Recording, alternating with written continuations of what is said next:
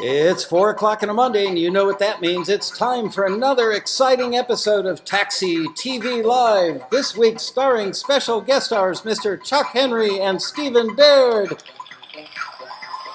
Yeah, baby. Welcome to the big show. I am scared to death. We're doing a remote, and we're already having our first problem, and that is the chat room's not working, even though I click chat. So we're going to use the social stream, which Bria is probably telling you guys to go to. At least you'll be able to type stuff in there. In any case, I'm really excited to be doing this. We are doing this from Chuck's condominium in beautiful downtown Hollywood, California. Smile, Chuck. So here we are in the kitchen. Hi, guys. How are you? You guys may remember Chuck and Steve did an episode with us in October of 2014, I believe. It's been a while. One of our most popular episodes ever. And so today we are going to build a couple of tracks from Chuck's condo. Here, I'm going to pan around and show you. This is the condo. Here's his aquarium with artifacts. No fish, just whatever people throw in there. So, all right, this is it. Chuck often calls this the, what do you call this place? The condo that, the condo the taxi paid for? Something like that. I was here about a week ago, and he was, or a few days ago, and he was thanking me up and down. I said, hey, dude, it's not taxi. We just opened the door, and without his talent and hard work, he wouldn't be living in this opulent place. So anyway, come on into the studio. Why don't you guys go in first, because I'm going to have to follow you in to get my location. So here we are in the studio. See, Chuck is obviously a fan of The Simpsons and not a fan of putting his cables in nice, neat order. And I'm going to have to do a little maneuvering with the camera, obviously. So, you get the thing fixed? The videos? No normal chat, but the video stream will do what we need it to do. I left my crew at home. Okay, so let's see. And there we have it. We are looking at the screen. So, I wanted to show you guys. Shoot, I shouldn't have taped it down.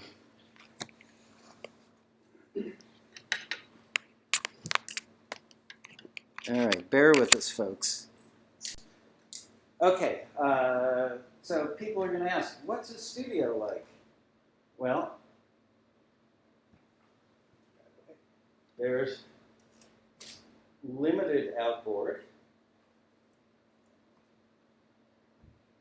a video machine, 3/4 inch deck, a crown amp, not a whole bunch of stuff, a Roland box, couple of Roland boxes down there. That's more decoration.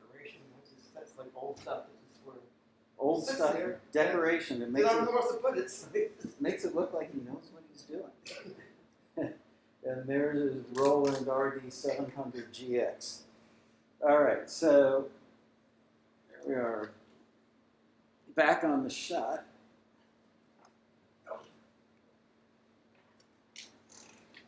Okay, so what we're going to do is Chuck has built a, you're going to have to speak pretty loudly so the mic picks you up well, but Chuck has built a hip-hop track. And what we're going to do is talk about how he built this hip-hop track.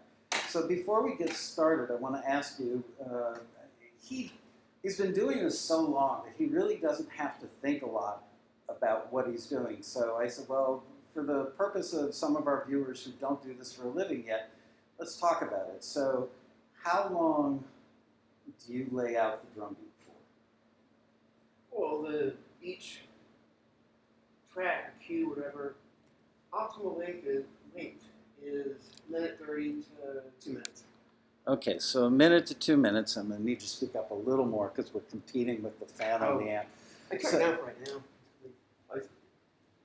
Okay, is the amp, are we going to hear stuff coming out of the Well, monitors? I mean, once we start playing, Oh, we'll okay. turn it back Well, but you're going to be talking on. I then. know. Oh, I get it. I did All it. right, so anyway, so you lay out the beat and you decide what you're going to, how do you pick a beat? And how do you know what you're going to do? What's your thought I process? might not have a beat in some tracks. Okay, well, let's, for the sake of this one, because it's hip hop, you had to come up with a beat. So, where do you start? Well, how do you know what kind of beat? Do you build the beat? Do you take it from a loop library? How long does it take you to come up with it? Well, both. Sometimes I'll use just a loop. Sometimes I'll build it from scratch, program it, and mix the two together, which is what I did on this one, actually. And, okay, the audio level dropped significant.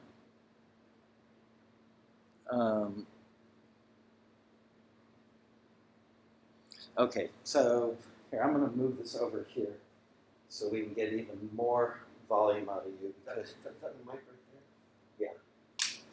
all right, Try to talk. okay. So I just moved the mic a little closer to Chuck's face. So how do you pick the beat? How do you know where to start? What do you do? What's the very first thing you do when you come into the studio to create a track, a hip-hop track specifically? Well, like I was saying, they're all different. This one I started with building a groove first, and then layered over loops on top of that. Okay. Sometimes I might start with a riff first. Like a guitar riff or a Could keyboard be. riff? Could be. Okay. Or a cool sound, or it's a percussion groove. It's just So explain to them, then just start talking and show them what you did with this one so that they can understand how you build it. you want to play it from the beginning first? Yeah, you know what? Let's we'll do that. Let's play it all the way through. If you want to talk over it, just make sure that you speak loudly enough. Okay.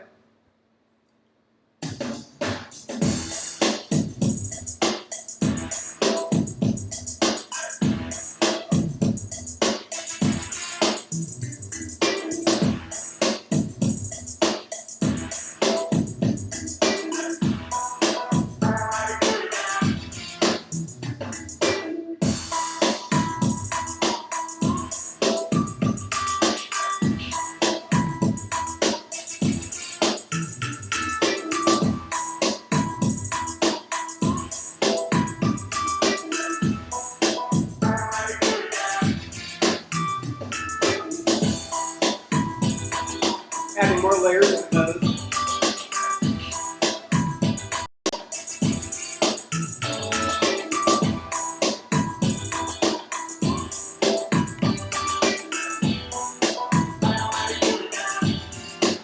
The bridge.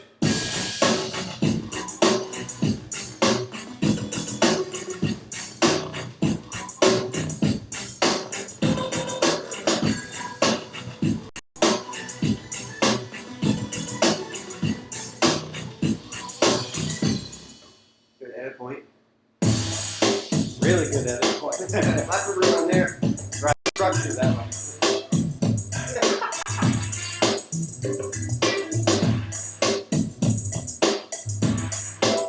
Added a rollback in there. Final.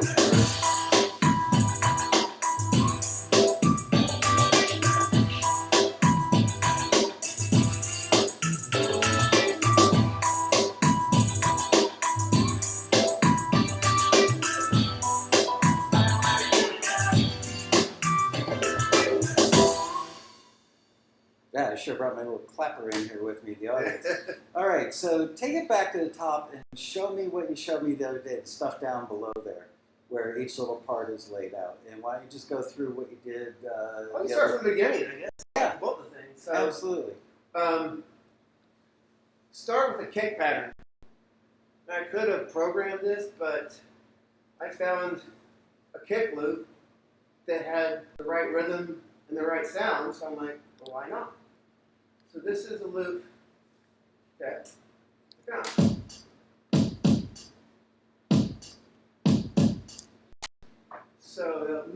was at 95. This track is at 100, so of course I had to speed it up.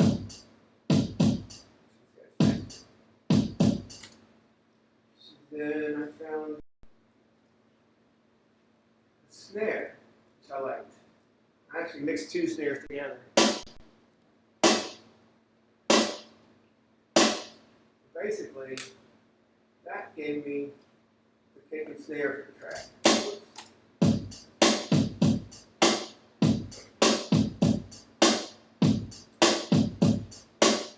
Alright, you need more stuff in there, right?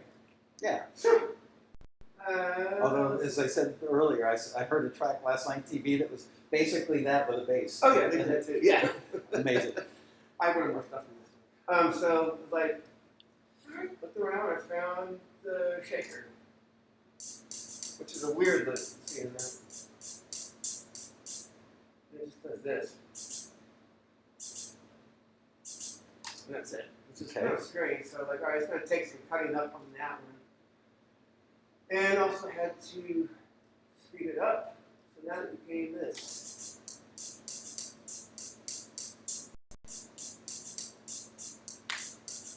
Which, mixing up what we have so far, is this.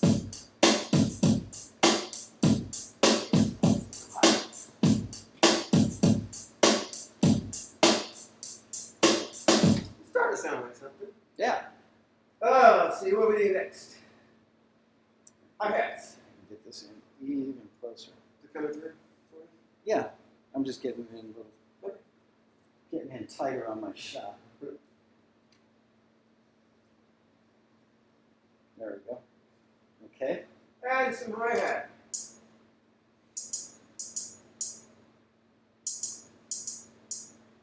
Kind of a strange pattern, but it works.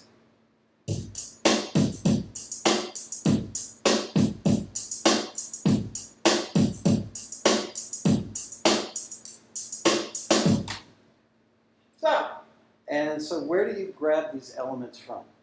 Oh God, I mean, I have like an arsenal of samples and loops and different libraries that I've bought over the years, and also had one virtual instruments.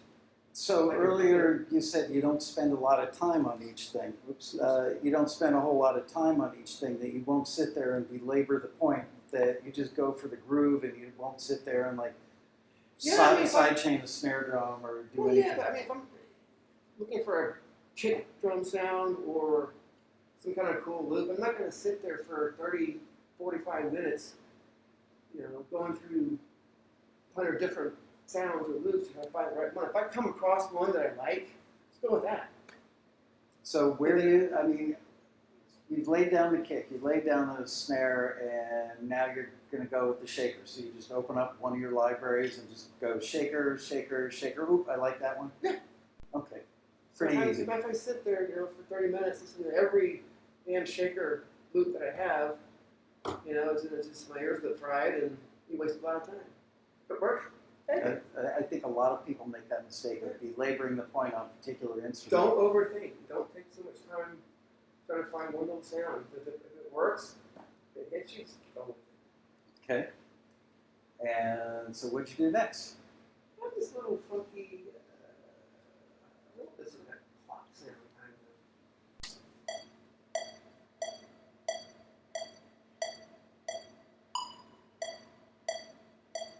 It's basically it. Then I sped it up and edited it and chopped it so it's the reverb kind of goes in and out. It's kind of a neat effect, but this is what it became. And it's faster. But it works well in the track.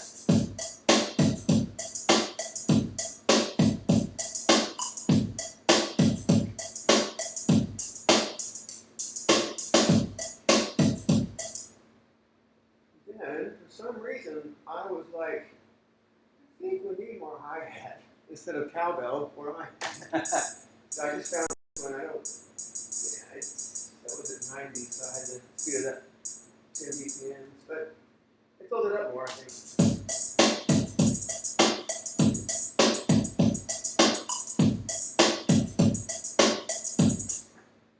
So how much time would you have invested thus far when you're actually building this? Would this have taken 2 or 3 hours or 20 minutes? If I'm actually sitting here and not screwing around going somewhere else or Yeah. going to Skydeck for a beer or Right. something. Yeah, if you're actually working, Chuck. Yeah, sure. Steve laughing. This much so far might be half an hour. Okay, fair enough. I mean, it takes time to do all the time compression, for all the waveforms to get them in the right tempo and land them in there. About half an hour. Are you guys watching this online, hearing? It's funny, I'm standing like 4 feet away from the microphone. Chuck's about 18 inches, and I can see a lot more my level than his. But are you guys hearing everything okay? And while you're getting ready to answer me on that, somebody said, would this type of song get accepted for a hip-hop listing? Yes, that's the answer. Somebody asked earlier, is this a track that's out there in the world already, or is this something you just built recently? I just started 3 weeks ago. Okay. So it's not quite, it might be finished, I don't know. Okay. All right, so what'd you do next? Okay. Put a, I'm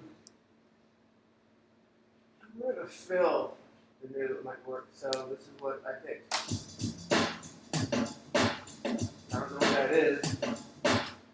But chop it up, it worked good for a fill. So that's all through here.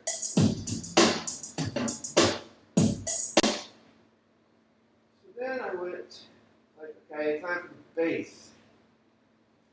So sometimes I'll play a bass part in. With an actual bass guitar? Sometimes that, sometimes I'll play it myself with a bass sound from the keyboard or computer. This happened to be a bass loop that I found that actually part of it works. Like, yeah, I'll try it. It works. I'll crack it.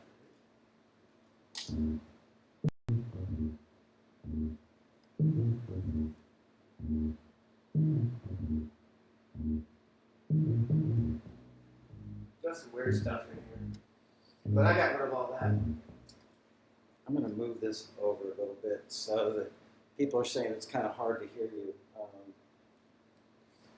Here, I'm going to get it as close as I can. The microphone is now really close. It's like 12 inches away from his face. So this became the new bass line.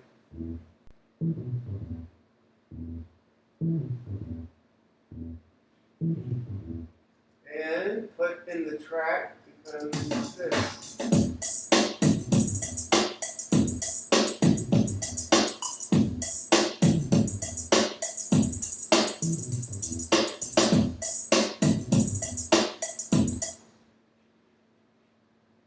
Now it's going to start having cool sounds. So Did you do any compression or anything, or work hard to make that bass sound? So you just took it and... oh, let me look. I don't think I put anything on there. Yeah, I did. Actually put a R bass in ways to get a little more bass to it. A little more bass dynamics. I can't think of the word. More of a bass. It just brings out the bass harmonics. Okay. So I was like, all right, now time to find some other cool sounds. So I think it's just a synth sound. But it works. Oops.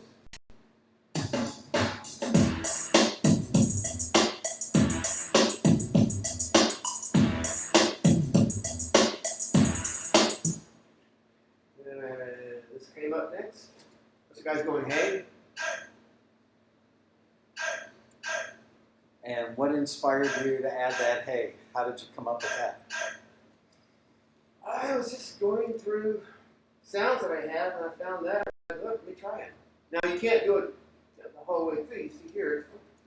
Yeah, that's a really important thing. People should see how the parts are laid out because... This is a particular track right here. So, Where is it? It's right, here's where it, that's what it looks like, the loop.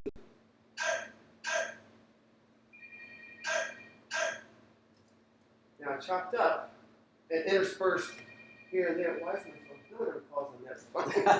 It's my landline. I use my landline to call my cell phone when I can't find it. No one ever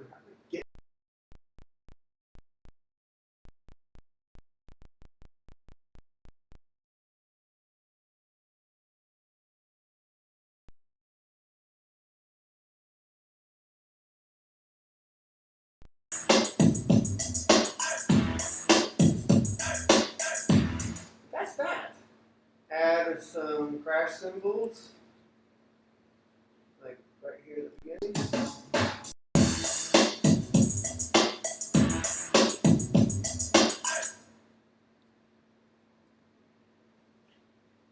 Alrighty.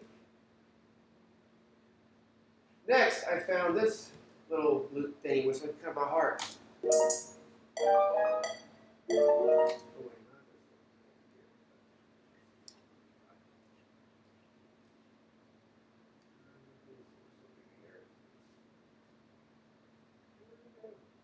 looking for I it. just there it is. Let me just get it out of this.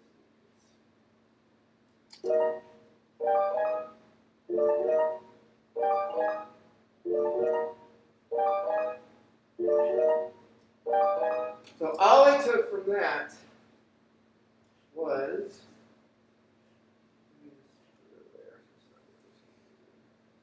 this. Okay. Just that tiny little thing. So, but it worked. It fits.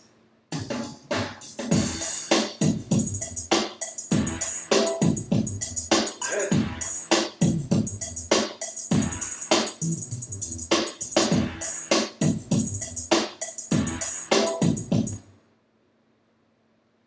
It's interesting to see how all the pieces are laid out almost like a jigsaw puzzle, but they're not all playing constantly. And I found this synth kind of loop.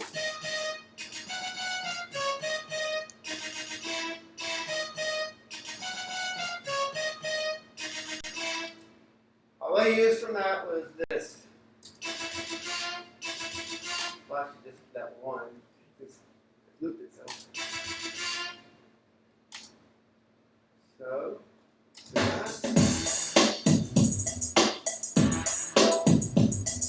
here it comes.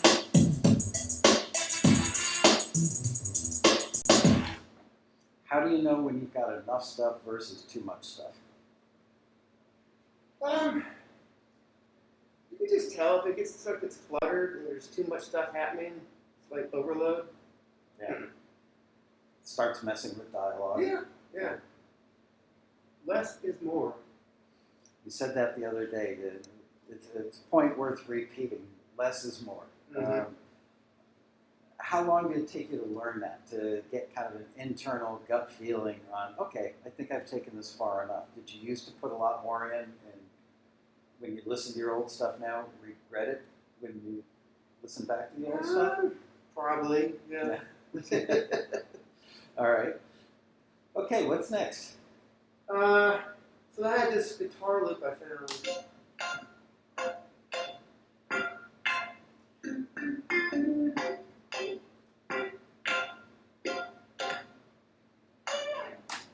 So I chopped it up. This is all I used, bits and pieces here and there. Like, this is the purple part. So, did you play that? No, that's a loop. Okay. I should not play Some it. of the people are asking, did you use any real instruments on this at all? And this one, no. Okay.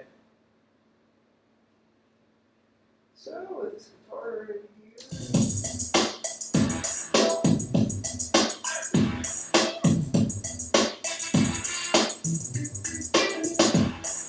It's very Yeah. background, but And it doesn't feel stiff.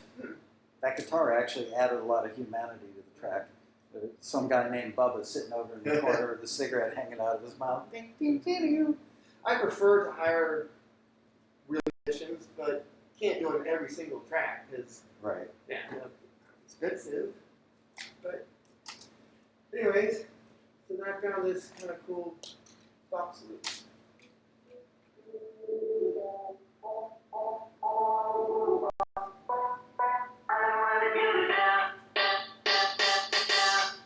And just use this bit.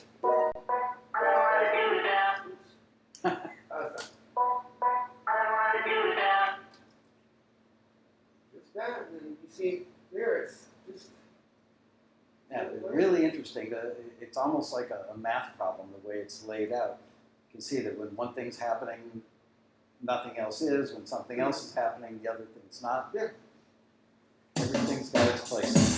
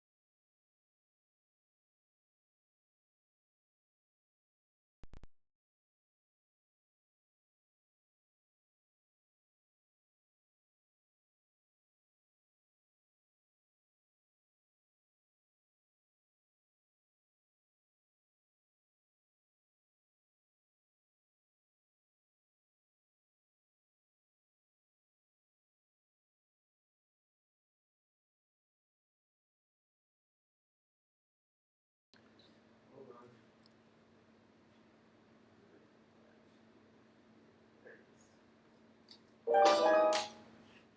Hold on.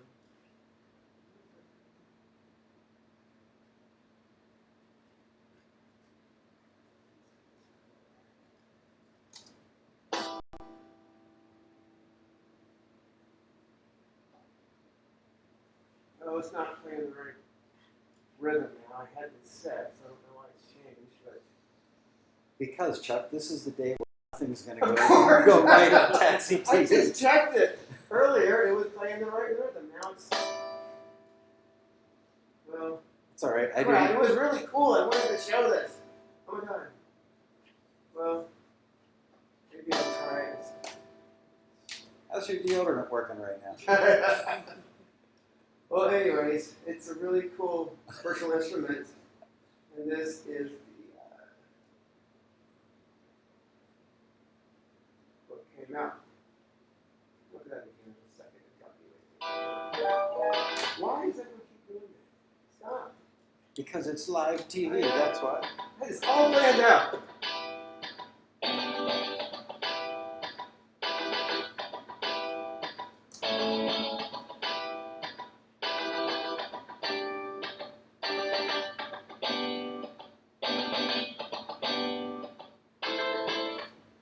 So it's just, that's only in the third verse of this part. Just wanted to fill it up some more.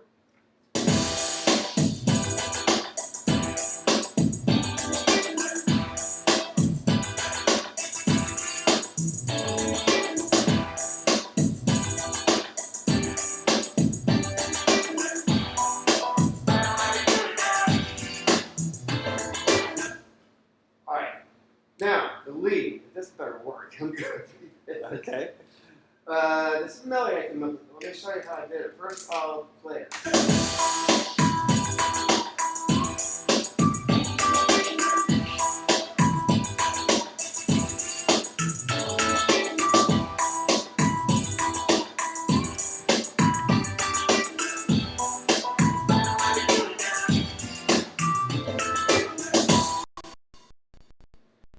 All right. So this I'm using Nexus on, which is being Steve's favorite sense.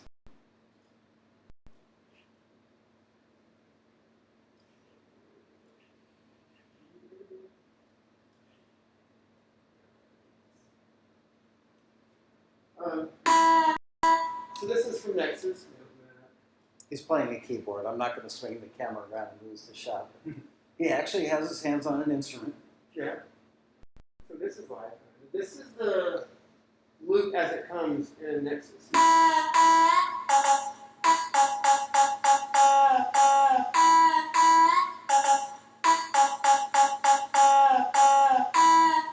This is not usable like that.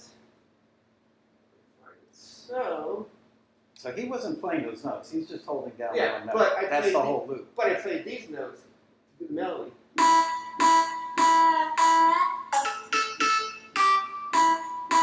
Well, this is what I played.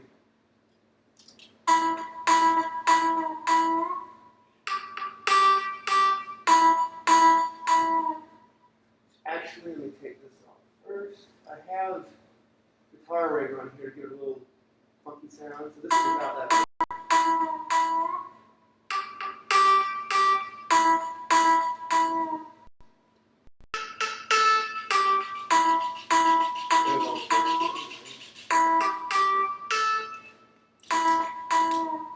So yeah, I'm just basically.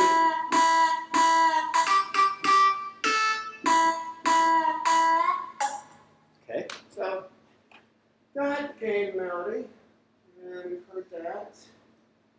So then I think I was on the bridge next. Take that away. Found this loop right here.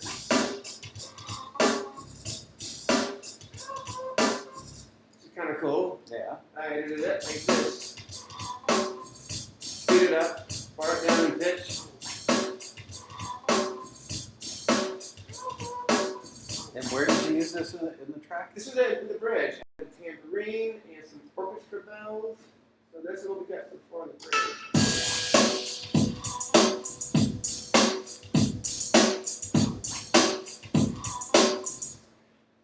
Again, I use Nexus.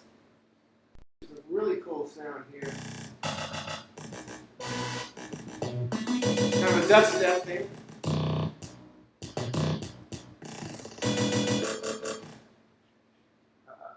Okay, this.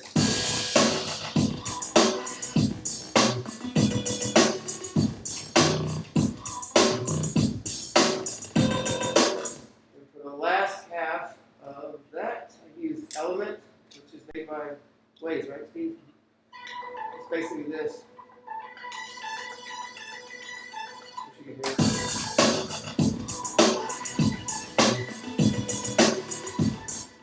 And then added one last thing.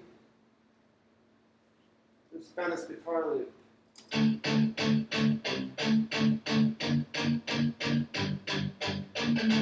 That's kind of a dark, badass Yeah. element. Had to be pitched way down though and sped up.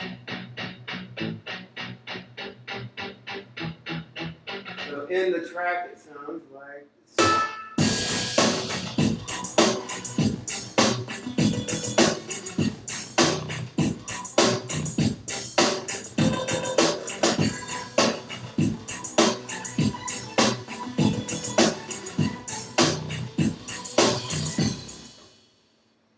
So then the verses come in again, and I just added really just this Indian percussion loop at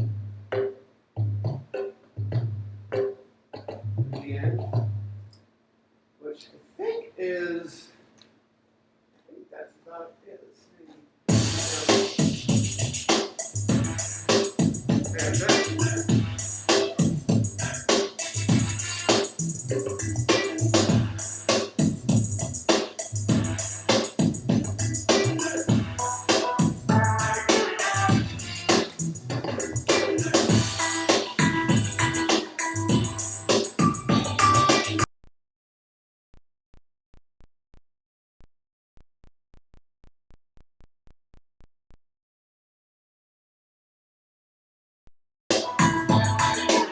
There's that.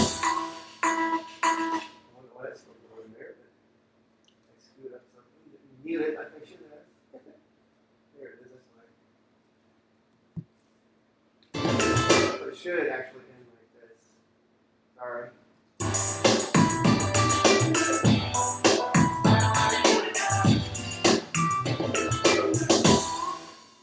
There we go.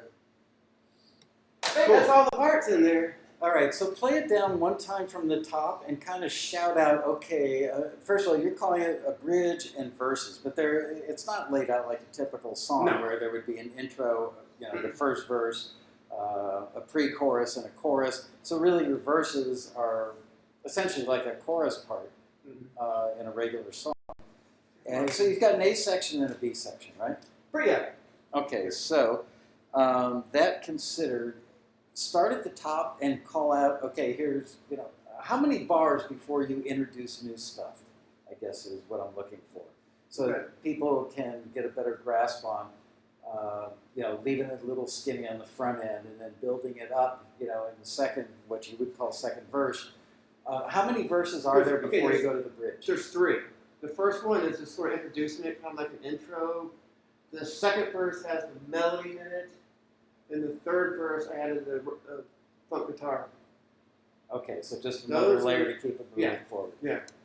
All right, so go ahead and play it from the top and kind of call out the parts, and here comes so-and-so, and notice this and notice that. Okay. Intro fill and 2 verse, what do we call it? Section A. Yeah, And there you go. All right. A section.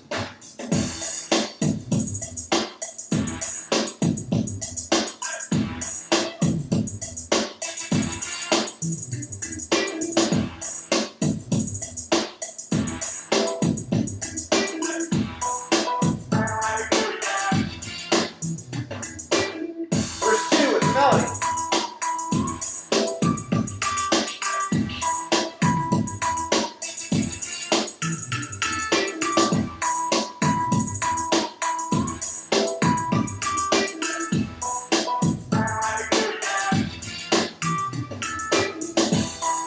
3 with the guitar.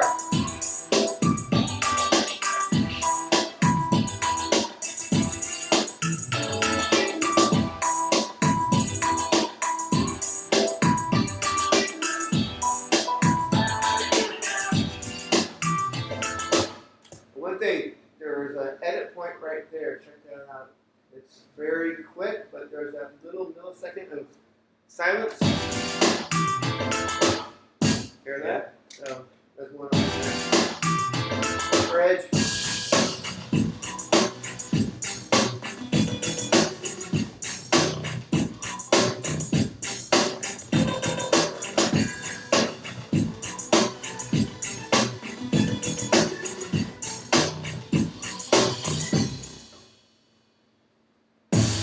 And this is doing the verse again, whatever, section A. Kind of like the beginning, sort of broken down. This would be the 4th A section. There's one more for this. Everything comes in with the guitar and the melody.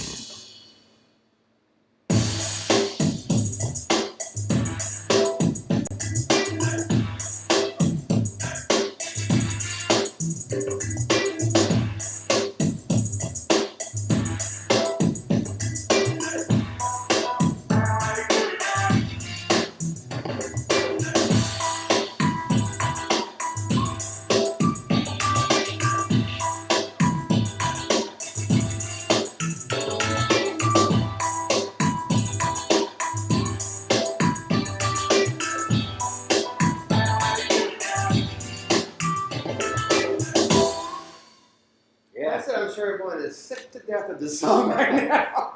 I don't know. They seem to be liking it. Okay. So, how many bars are in the entire piece from top to bottom? Not quite sure. I have to go. It's 2 minutes exactly. 2 minutes. Okay. Yeah, it's exactly 2 minutes. I'll tell you the bars actually. Let's see. 50. Yeah, 50 bars. All right, so 50 bars. So, do you do it in 4-bar increments? And do you make that decision when you start laying it out? Yeah, that looks pretty good, I think. Like, go back to the A Let's see. section for a second. I haven't used marker points in this. I've done it. I should have done it. Go back. I'll put those in. Let's see. Actually, 8-bar increments. It's each section is 8 bars. Okay, so each section is 8 bars. So I noticed, like in the A section, or the first section of the A section, that it's probably then 4 bars with just one group of instruments playing, and then you start bringing in stuff Adding more layers. in the second 4 bars. And then in the next A section, because we're still on the A section, so it's 8 more bars, and now you bring in more stuff. Mm-hmm. And then even more stuff in the back of that A section, and then you go into the bridge. Which is bridge is like kind of balls to the wall, going up into that big edit point. And then what happens? Bring it back down again for the 5th verse, Right. of A section. So when you bring it back down, when you go to the A section again after the bridge, do you bring it back down to as skinny as it was in the beginning or close to that? This was very close. The only thing that's different is I added that Indian percussion in there. Okay. Other than that, it's just like the very first 8 bars. And then everything's in for the final 8. Okay. Great. Let's listen to it one more time. They're like, no. Actually, the social stream seems to have stopped on me. Are you guys still in there? I'm testing, send. I see it takes 10 seconds after you type something into the social stream before it shows up. They want to make sure you don't do something stupid. Yeah, there it is. All right. I'm not seeing any questions in the social stream. Don't know why. And I wish the chat room was working, but this is what you get when you do live TV. Yeah, play it one more time from the top before we head upstairs and do Steve's thing, and count the bars out to me and say, okay, or, A section, now here's bar 5 through 8 or something like that, just to give them a sense for how it's building. Okay. First A section.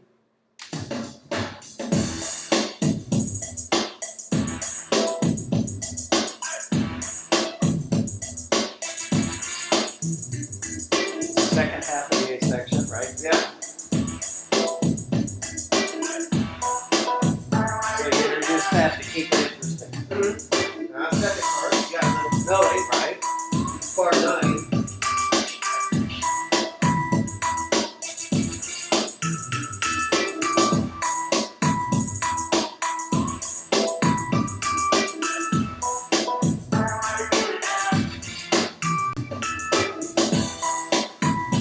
So now you've added the guitar part to add more movement.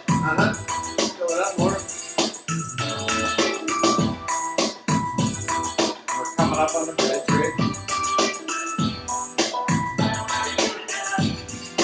And the bridge.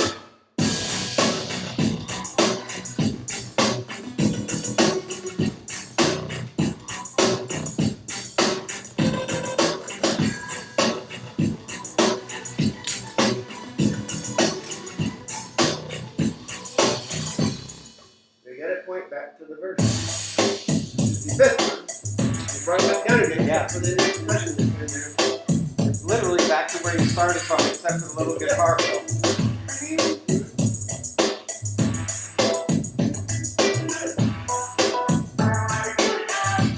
Everything comes back in here for the last.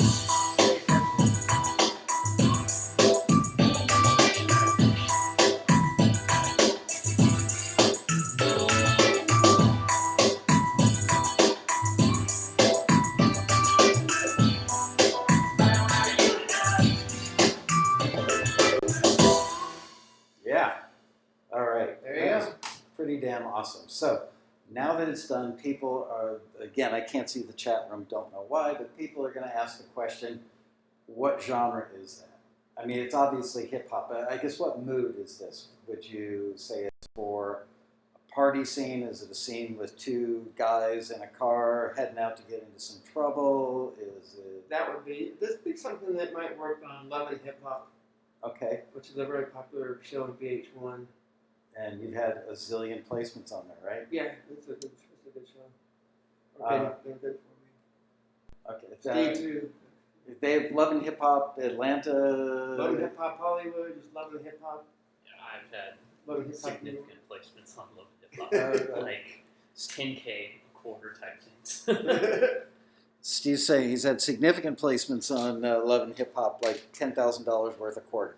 Yeah, just Wow. for Love and Hip Hop. Not every quarter, but like I've Right, seen a couple in a quarters quarter. where, yeah, like Yeah. that it's been in It that does really range. well. Yeah. Cool. All right, so it's frustrating. It was working before, wasn't it? The chat? For the social stream or? Social stream's working. Oh, Um, the chat room. Okay, can you zoom to the extent of this?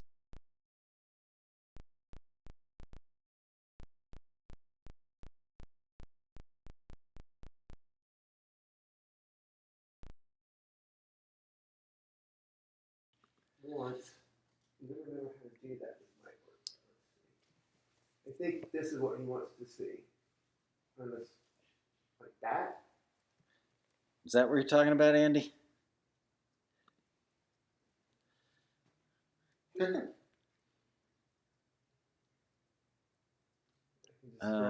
just scroll over here. Is the kick drum very full in the low end, hard to hear through my earphones? Yeah, it's pretty significant. I mean, in the room here, it sounds great. It sounds really well balanced. And notice they didn't like spend 3 hours mixing it. I mean, you had it pre-mixed before we started, but Yeah. So how long would it take you to do this whole thing from top to bottom? A day, if I'm really working hard. I don't like to do really more than one a day. But that's my text me.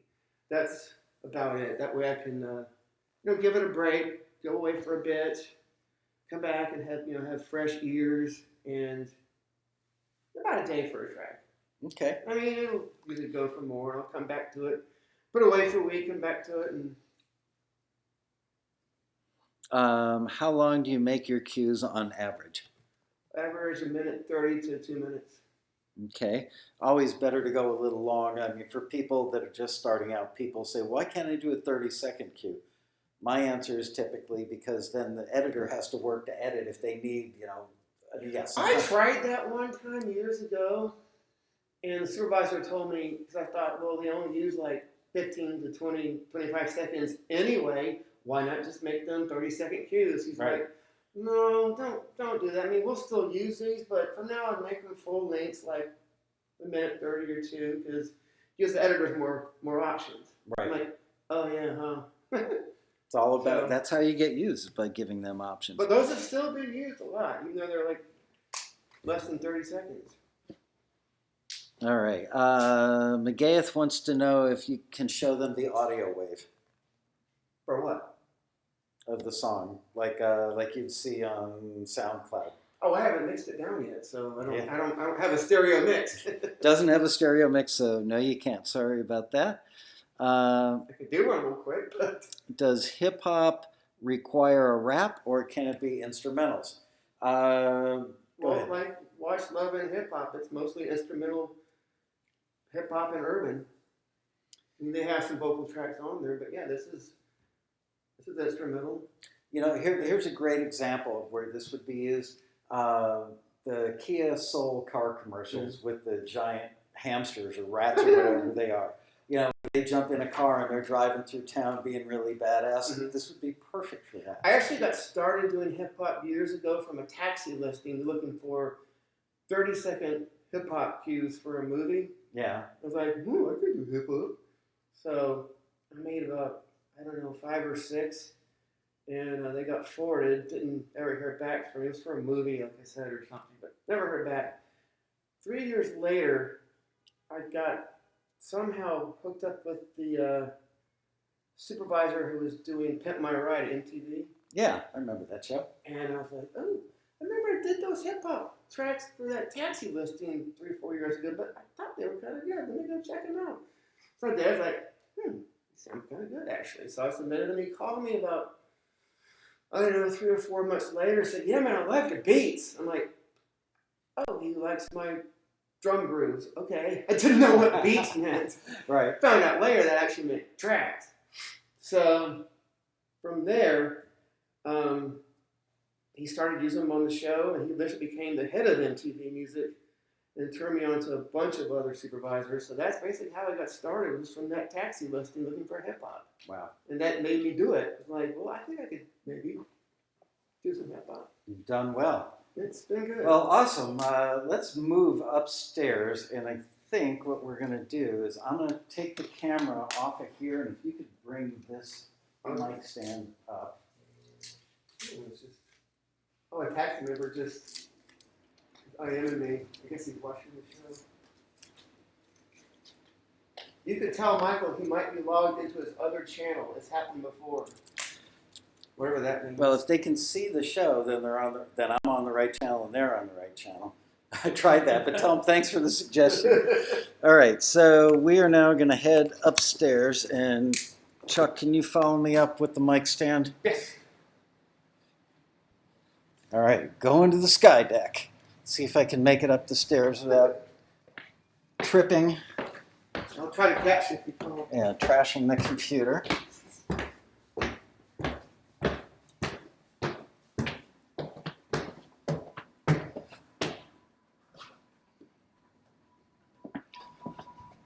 All right, so here we are. We are outside in beautiful downtown Hollyweird, right across from TV Guide. Little patio furniture action going on. And Steve created this track largely on the airplane coming out here Tuesday. And he's going to be working from laptop, and he's coming through these Bose speakers that are on the ground. I'm going to put my laptop down now. You get a sound check, Steve, real quick, make sure it's Yeah. working. Good idea. Oh, yeah.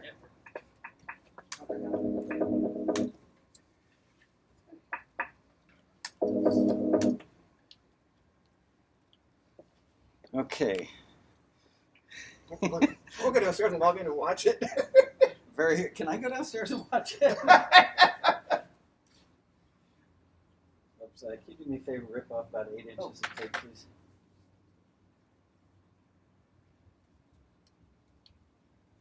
So just so you guys know, what Steve is going to play is a song versus a track. Thank you. And this has a Chinese vocal on it. Yes. I've got my masking tape. Very, very pro operation. Wow. Can see it fairly well considering.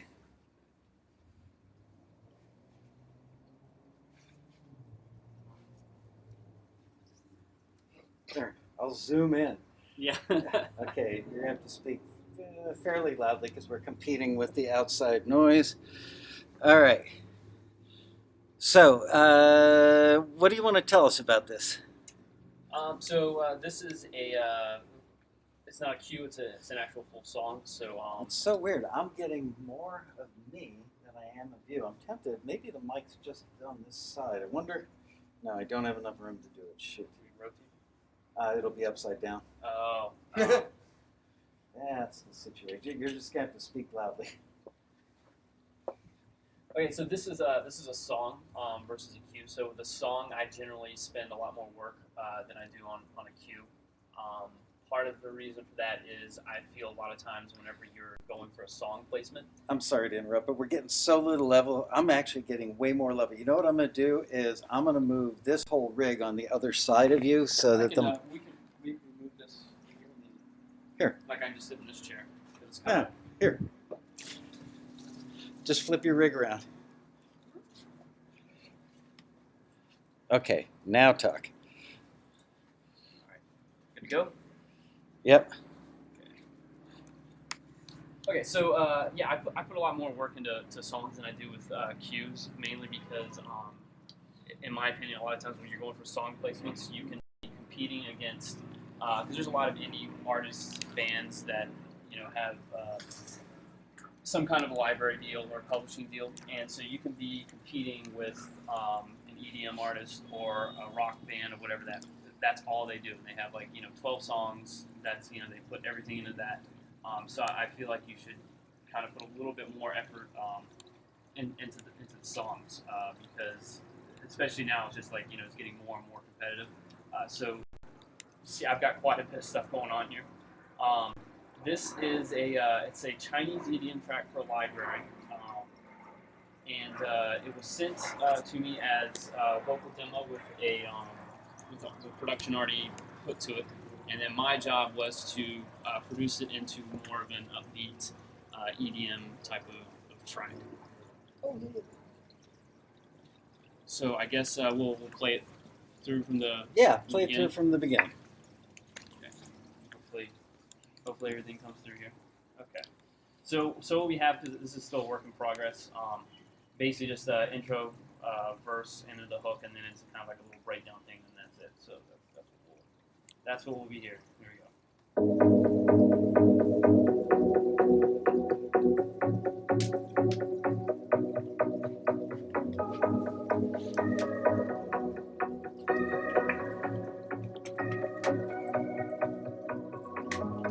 未来离我们太远，过去飘散不见。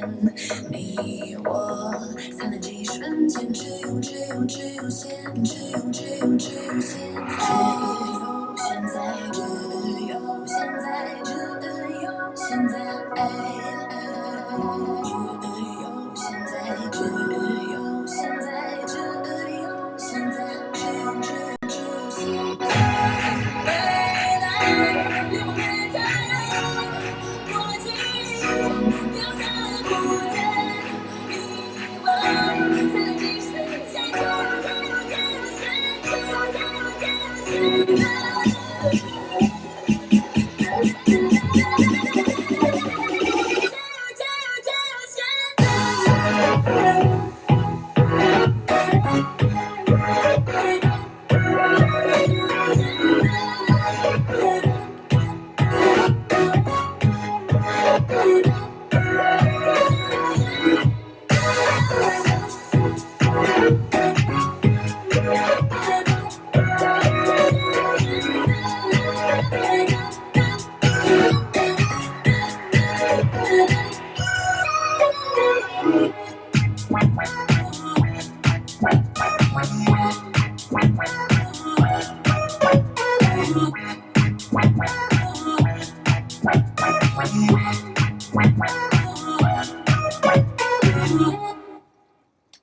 Okay, there we go.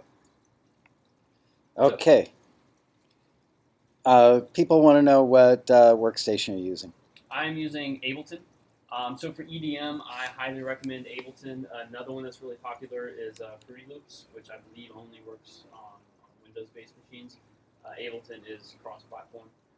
The reason why is just the workflow. It's just set up. It's just made for doing music like this. I was on Logic before, and I still like Logic for doing when I'm doing rock music or funk or anything like that. But for EDM, I can't use Logic anymore. I have to use Ableton. It just works so much better. So I was moving stuff around and wasn't paying as close attention as I would have liked when you were explaining. So you already explained that you laid this out like a song and not like a cue? Okay. And how long is this track or song? This track right now, it's going to probably be about 3 minutes. Right now, it's right under 2 minutes. Okay, and so it's got an intro, but you said earlier before we started the show that if you were going to use this as a track for library or for TV, show them where you would start it. Yeah, so if this was going to be, if I was doing this as a an instrumental EDM cue, all of this kind of slow intro stuff I wouldn't use. I would start something like this. I might double this little build, but I'd pretty much start it like this.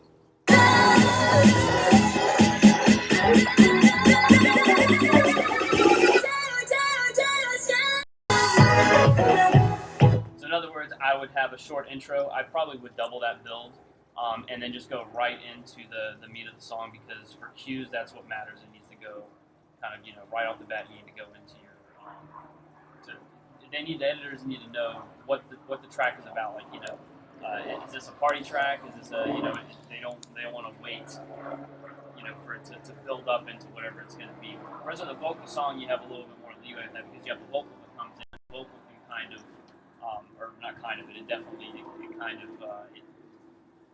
it makes the track. Like, once you hear the vocal, you're like, okay, I know like what this is going to be, where it's going, and also it just kind of keeps it more interesting, so you can kind of ride the instrumental build down a little bit longer with the vocal, because people are listening to the vocals and the lyrics.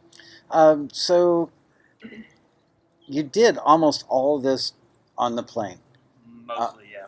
And how did you do that without a keyboard? So I actually have a little, I can't remember what it's called. It's a little miniature travel keyboard. Want me to get it? Sure. Why not? It's pretty cute. Yeah, it's actually the perfect little travel keyboard. I think it was about $40 or $50, maybe 60, I can't remember. So I had that laid down. Some of the stuff I'll actually draw in the MIDI notes, especially if I'm working on a laptop. But yeah, for like the lead part, I played that on the little mini keyboard thing. What did the person next to you on the plane think? He wasn't even paying attention. He looked like somebody that's made the Atlanta to Los Angeles trip several times, so he's probably used to it by now. He He's was probably just just happy I didn't pull a ukulele out. right. It's a keyboard. Keyboard, yeah. So this is a All right, hold it up in front of the camera. All right, can you see it? Yeah, drop it down a little. There you go. It's a Keith McMillan. It's a great little keyboard. It's pretty tough. And yeah, it works. I like it better than like the bulkier ones that you see that I used to have, one of the M Audio ones. But that one works really great for traveling on airplanes because you can fit it on your little lap tray. Richard Charles is asking, does he also use the push controller? I do have the push controller. I don't even know what a push controller is, so go ahead and explain that. It's great. So it's it's just a controller for Ableton, and they just kind of made it to where it was like a seamless integration of the software and hardware. Yeah. It was kind of what I was hoping Machine was going to be, but Machine was just I gave up on that thing pretty quick. But the push controller is great. It's you've got a bunch of pads, and you can do drum mapping on there, and you can set scales, and so it's really cool. It's cool, one, because you can use a lot of the knobs instead of always clicking on a mouse to adjust thresholds and volume and whatnot. But then also it's cool because it helps you think outside of the box a little bit, because you can set scales, and then on the pads you can't hit a wrong note. You're in that scale all the time, so it can kind of make you think you might not normally use a certain scale. So you Right. just kind of poke that on there and then be like, all right, and you just start playing around on it, and you can kind of come up with some cool ideas that you might not otherwise have thought of. So yeah, I do use the push controller, and I love it. So the amazing thing about this is that most of this was done on an airplane in a 4-hour flight, and that people will go out and spend just ridiculous sums of money, or a lot of people don't start because they think they've got to spend $5,000 or $10,000 or $20,000 on stuff, and you did this on a $1,500 laptop. And how much was the Ableton Live? Well, Ableton by itself is like $500, I think. Okay. And then with the push controller, I think it's another $500. But yeah, Right. but I mean, obviously, you don't need the push control on the airplane. Right. So yeah, Ableton, and then some Waves plugins and some synths. So yeah, not tens of thousands of dollars, And studio equipment. And you don't have to have a fancy room. You don't have to spend a fortune on acoustic treatment. I mean, it's just mind-blowing to me. I mean, a laptop. We're talking, 13-inch MacBook Pro, probably. An old one too, Like- 2013. Wow. Okay, so a 3-year-old, computer that is. How much RAM do you have in it? I don't even know. I think maybe 4, something like that. Wow. I'm not sure. Making me feel pretty good about my new laptop with 16 gigs of RAM in Yeah, it. it definitely doesn't have 16. I know that. Maybe it has 8. I'm not sure, but yeah, it's not a whole lot. So let's break it down. Start playing some track-by-track stuff and explain what you Okay. did and why you did it. So like I said, I got the vocals mainly, and then I built the track around the vocals. So we'll start. We have a couple different vocal parts, and then this will just kind of explain why. Because usually with an arrangement, with an EDM track, I'll start pretty much slow like I did, and then I'll kind of just slowly build it up. With this one, it started off with some eighth notes, and then it kind of dropped, and then it started building again. And the reason why is because of the way the vocals were. So you got this vocal part 未 here. 来离我们太远，过去已 And I felt like that vocal had a little bit too much energy for me to just kind of hold some chords Right. and pad it out. So that's why I kind of started off with a little bit more energy. But then the next part here, 在，只有现在，只有现在，只有现在，只有现在，只有现在，只有。 and that part for some reason I just felt like that was a little more chill. So that's why I decided to kind of drop things out. And then of course the big build is 未来离我们太远，过去已飘散。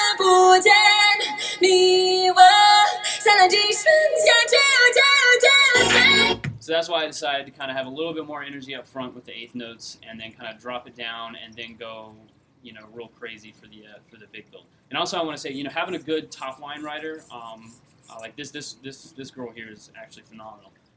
It really helps your songs. So that's a tip I would give is don't just use anybody. Make sure it's somebody that has good top line. Well, let's ability. talk about that. I mean, where did the genesis of this? Did she come to you with a melody? I mean, obviously the lyrics are in Chinese, so we don't know what the Right. hell she's saying. Right.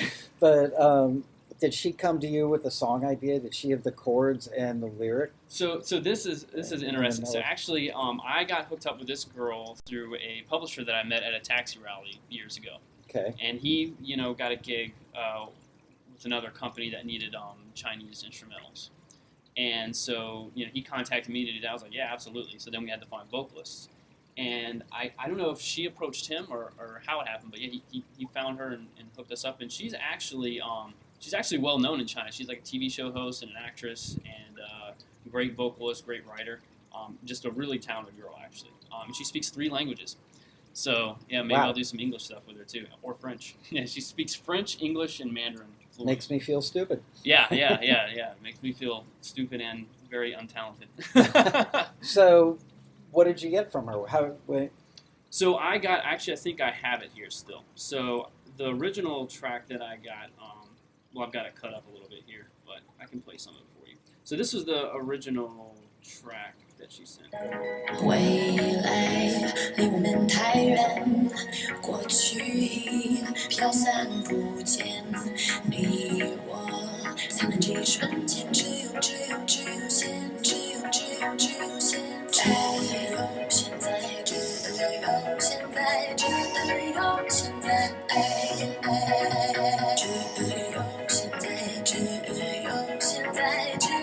有现在，只有现在。未来离我们太远，过去已飘散不见，你我才能记忆瞬间。 And then the hook part, so it's going to cut there, but then the hook part.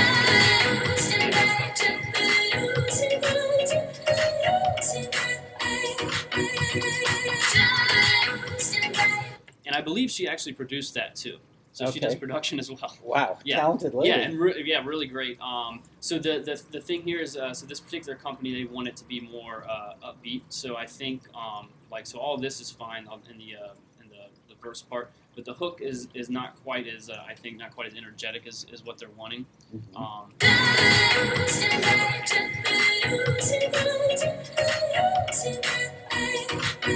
I mean, it sounds great, but they're wanting something. That's Right, it's got the more, tempo, but it's Yeah, they got want no something more- bottom end, it's got no kick. Yeah, they want more.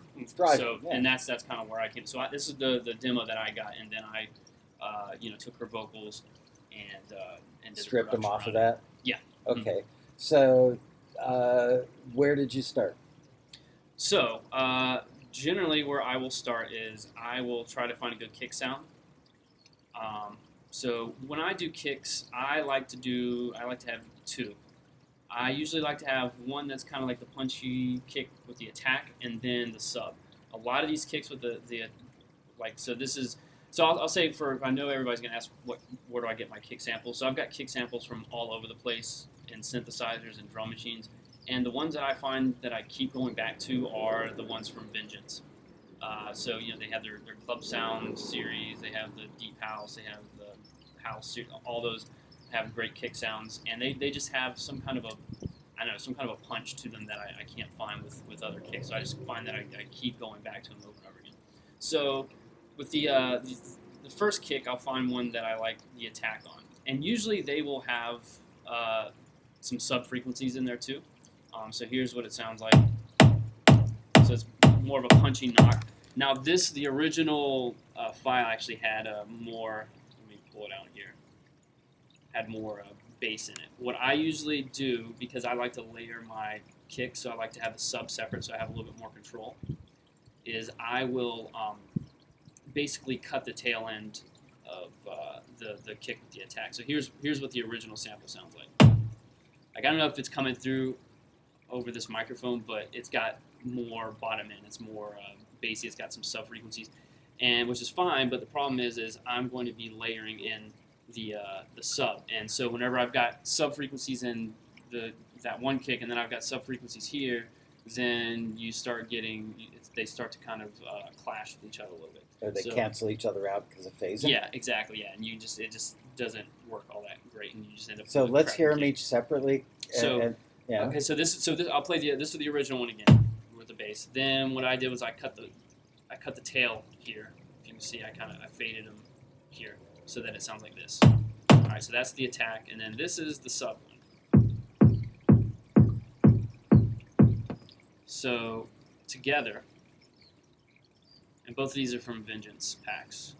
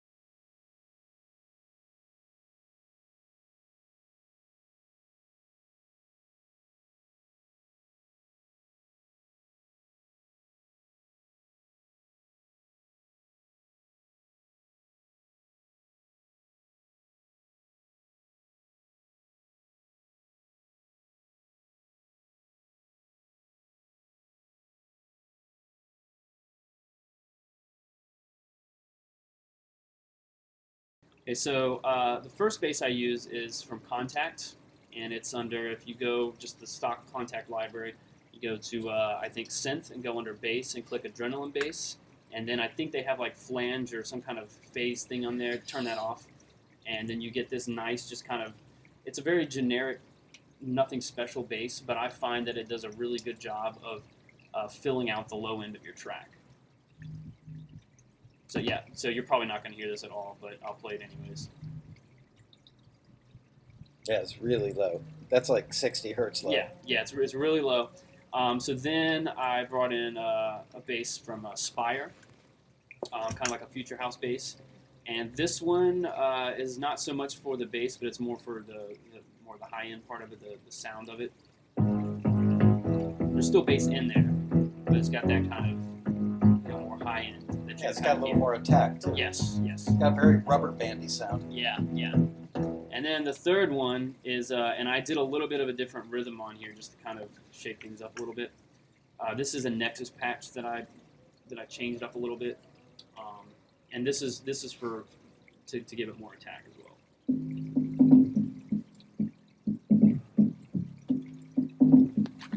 So then all together again.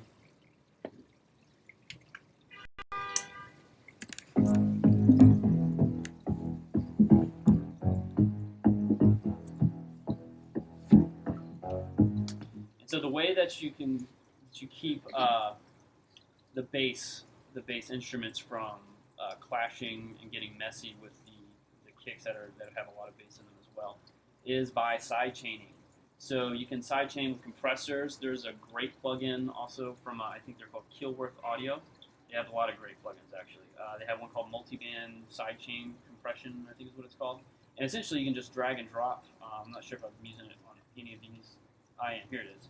So you just drag and drop, and you've got all kinds of cool settings. Like just the initial preset's actually really good.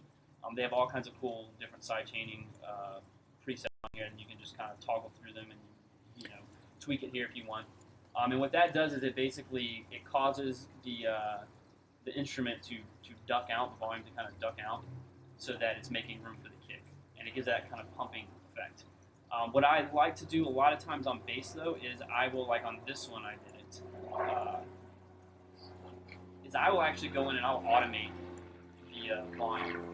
So then I get it to cut out.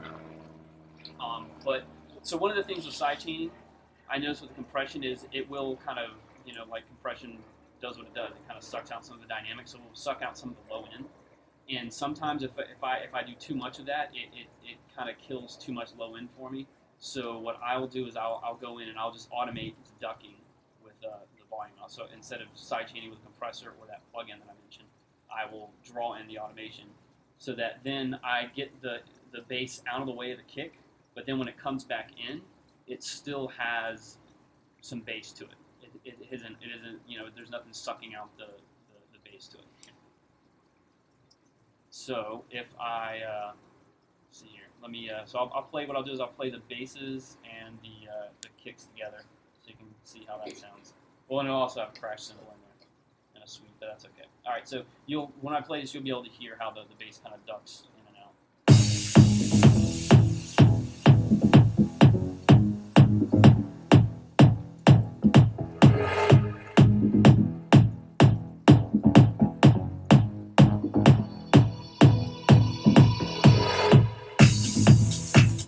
So if I wasn't side chaining or doing this volume automation, it would be a big bassy mess. Like there'd be all kinds of distortion. It just would be awful.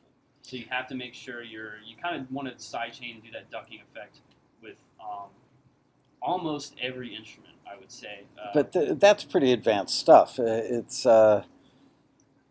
I wouldn't think somebody just starting out should get into side chaining yet, because you have to understand compression and how it works and what it sounds like. Which is why that plugin is great, because you don't have to know anything. You can Great. just drop it on. It's idiot proof. I love it. You just that Keelworth Audio plugin. Where's it at? I think it's on this one. So yeah, you just literally drag and drop, and just the initial preset will give you that pumping effect. And a lot of times, like if I'm doing a cue, I'll just use I don't bother with drawing automation or any of that garbage in.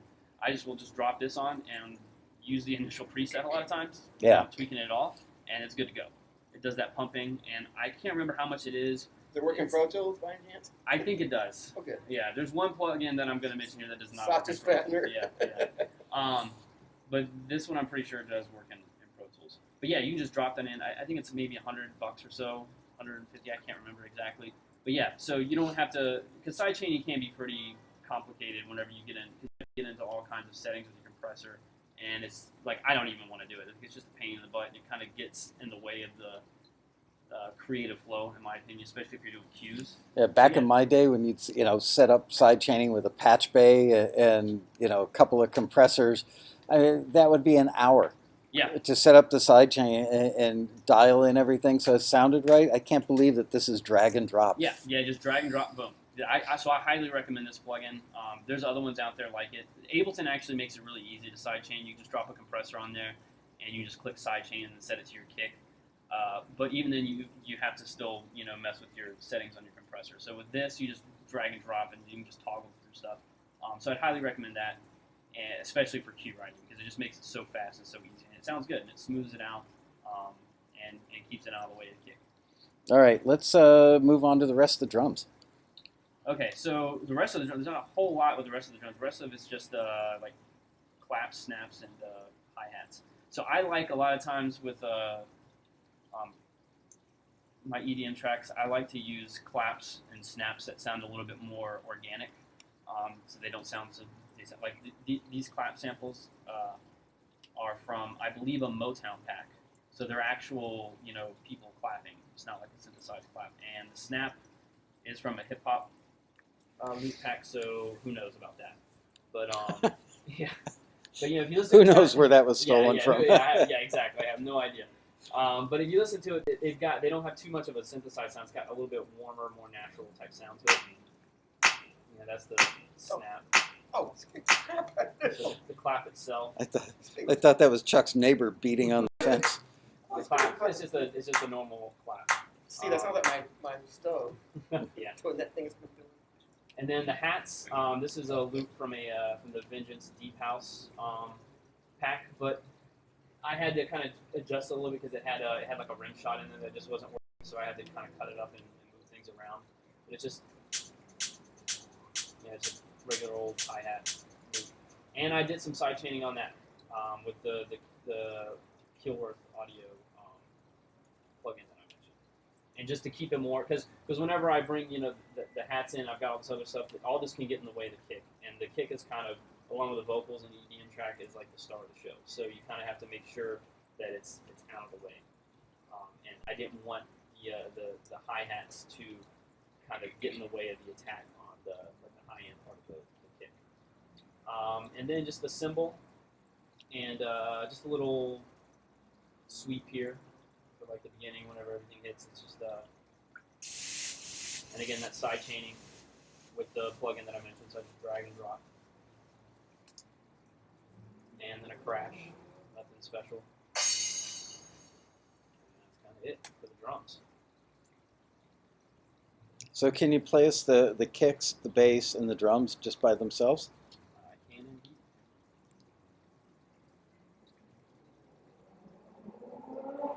Yep. There goes the guy on a motorcycle.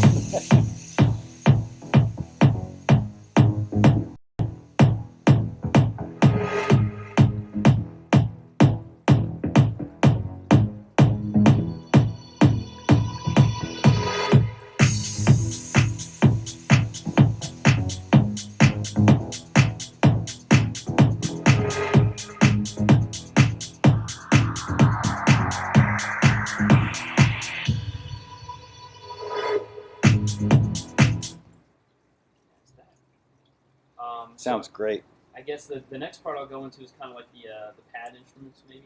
Okay. So really, where this started with this hook part, after I did the drums or after I got the kick, is with piano. I'm putting piano in pretty much all of these because piano is, it's a melodic but also a percussive instrument, so it can give a little bit of punch and attack to your track. And also, piano's been around forever, so I think it can kind of help your track maybe not date as much. It's at least worth a shot. But yeah, I like putting pianos in. So this is the first thing that I came up with. After I got my kick sound, then I came up with this.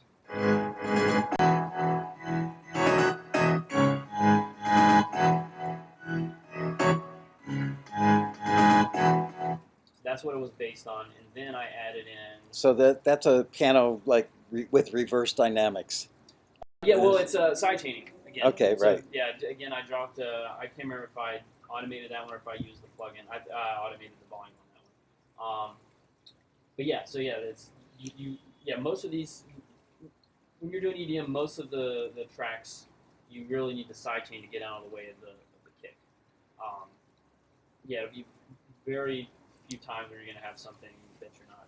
Because otherwise, every time they're playing on the same beat as the kick, they're competing with it. Yeah. But you want the sound, the textural aspect of the sound, but without the percussive aspect competing with the kick. At least not whenever the kick's coming in. Right. So if you got all this stuff layered in there, and you're not side chaining, then the kick's going to get completely washed out. Okay. And you're not going to hear the attack. It's just going to sound like a jumbled mess. So the side chaining, the pumping effect gets it out of the way of the kick, so that it can kind of. So then I did use two Spire instances, and then I pan these hard right and left, kind of like you would in a rock track doing guitars. And this is just to kind of like layer it up and fill it out a little bit. So it's the same thing that the piano's doing, I believe.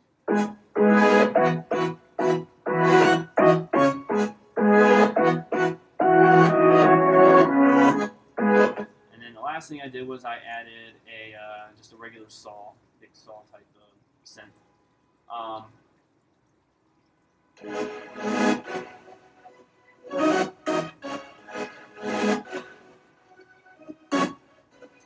And that really is to just kind of, round things out. I keep it pretty low in the mix because the big saw sound has been done to death. And actually that's fine for cues. A lot of times that's exactly what they want. So you could just kind of take that saw and maybe add another one or two things in there. And When you say saw, you mean a sawtooth wave synth? Yeah, like that big type thing. But for something like this where I'm doing a vocal song, I want to get a little bit of a different sound, so I don't want to just go to that kind of cliched saw sound. So altogether, the pads would sound like this.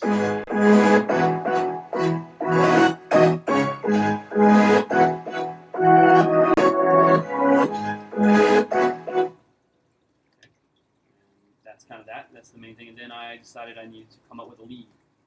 So the lead I used was from Spire. And it was actually a bass patch in a pack that I bought.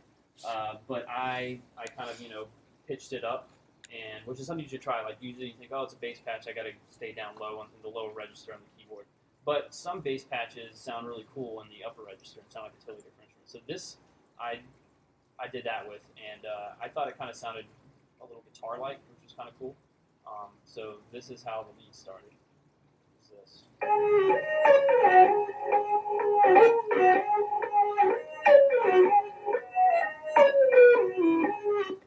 Then I went a little bit more attack, so I added one more synth to it. So let me play that one separate. So this is the other one, the second one that I added.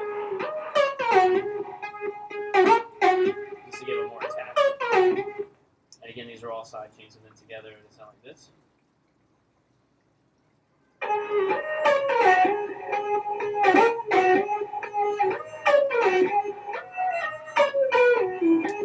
And then last but not least, I like doing this a lot. A lot of people do. I took some pieces from the vocal. I think it was an I sound or an I sound, I can't remember. And then I would cut one little piece right here, and then I basically just layered it in with the lead and kind of pitched it to where it was making the same melody as the lead synth. So that sounds like this.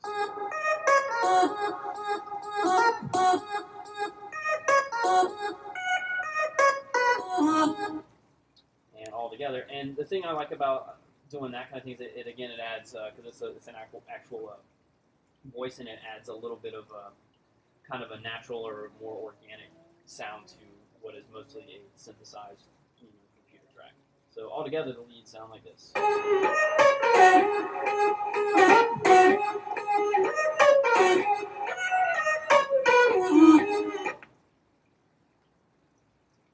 again, all side chain. Can you play about 30 seconds of the track without the vocal in it? Yes.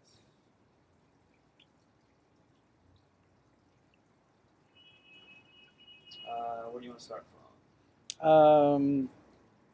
Chorus, maybe?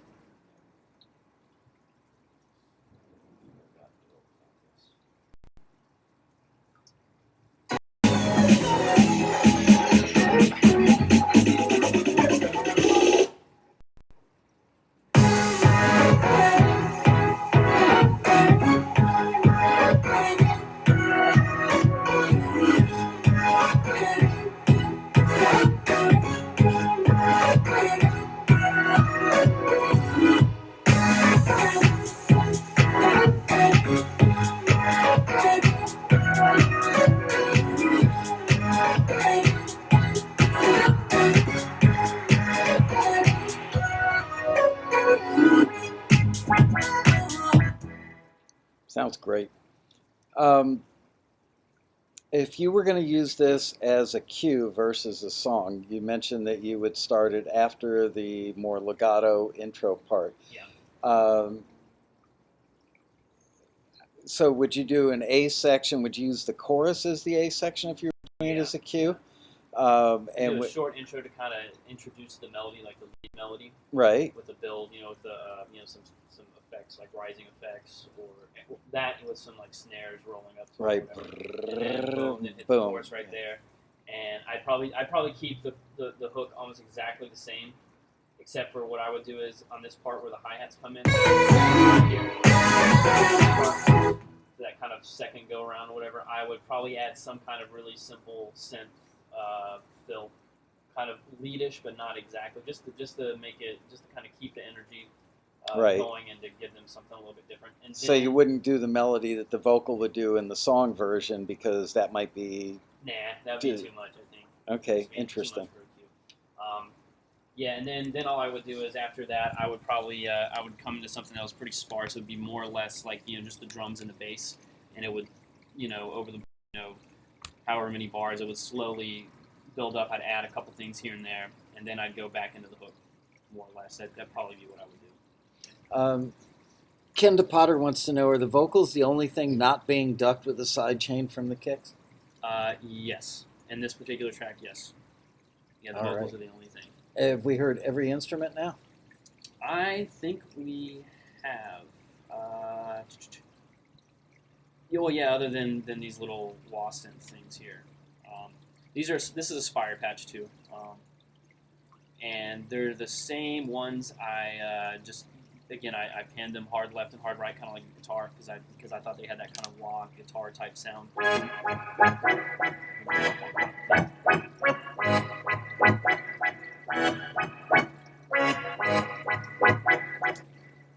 that is it. Awesome. Why don't you play one time from the top?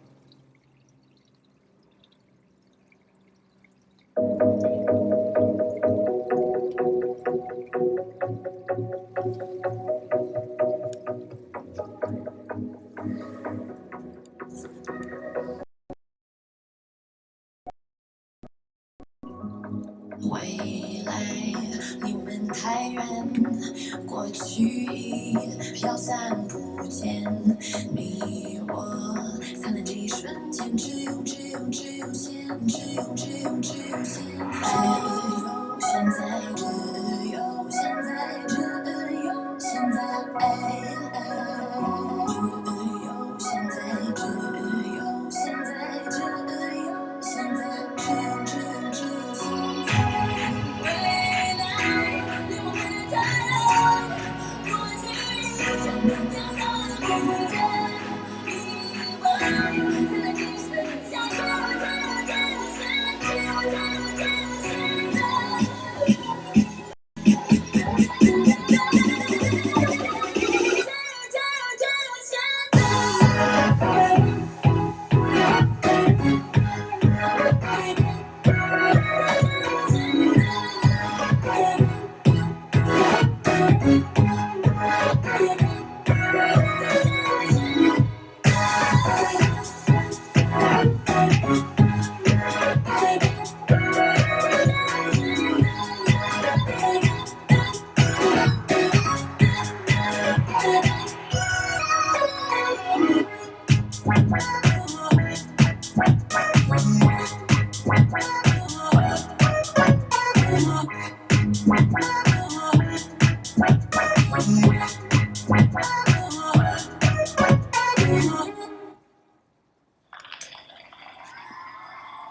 Yes, iCarly loved it. Loved the crap out of it. Awesome job. Okay, so here's what I'd like to do for the rest of the show is I'm going to move to the chair that Chuck is in, and I'm going to Chuck over there and join you on the couch. I'm going to point the camera at you guys. And Russell, if you are still watching the show, can you ask as the relay guy, because the chat room isn't coming up on my laptop, and can you pick out good questions and put them in the social stream and say, like Bob wants to know, blah, blah, blah, and we'll get the guys to answer them. How's that sound? All right, so Chuck, if you can mosey over and join Steve. I'm gonna hit the bathroom. Steve's going to hit the bathroom. He's been chugging water all afternoon. All right. There's Chuck.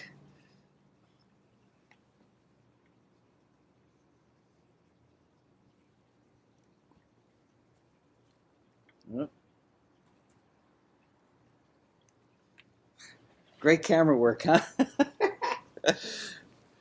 All right.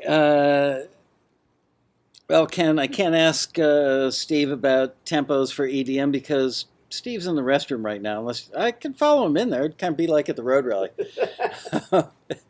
So, if anybody's got a question for Chuck, because he's the lone guy until Steve gets back.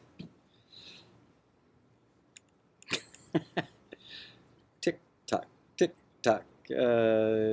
Oh, I wanted to ask you something. You and I met. How long have you been a Taxi member now? 15 years? 16.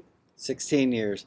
And the funny part that we always like to reminisce about is very early into Chuck and I knowing each other. My wife and kids and I think, were in a Nordstrom's, and Chuck was playing. He's like an A-level pianist. The guy is incredibly talented as a pianist. He could just sit down at a grand and play all day. And that's what you did for a living, right? Oh God, years. Yeah. For years. And that was my day gig. and how has doing cues for TV changed your life? A little bit. Just a little bit. Yeah, I was doing Nordstrom every day. Sometimes I'd be there, gosh, 6 to 8 hours, and I'd go over and play at Houston's restaurant some evenings. So I was playing 12, 13 hours a day sometimes. Wow. And I would come home and be like, okay, it's time to write some music. And I'd go turn all my stuff on in my studio. I'd be like, screw this, I'm going to bed. I was too tired, so I was like, this is getting old. So I finally was able to quit in 2000. Yeah. Because they offered this new program with the pianist, and they gave me severance pay because you couldn't come back for a year. So I took that year off, and I got the taxi listings and just sat there every day and wrote music to the listings. I learned so much that year. Had to go back the next year because I hadn't quite taken off quite yet. But There we go. We got you both in the shot. And when you first started out, what was the first genre that you started doing cues in?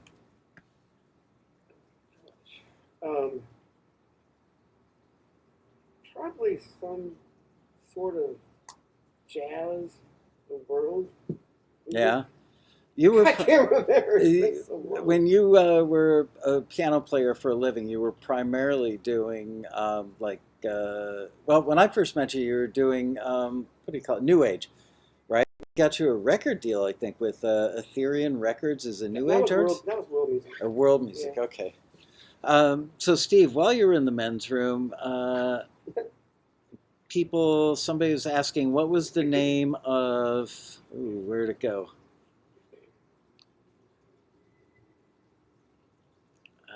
Shoot. A lot of people want to know what the sidechain effect is. So what were you using for it again?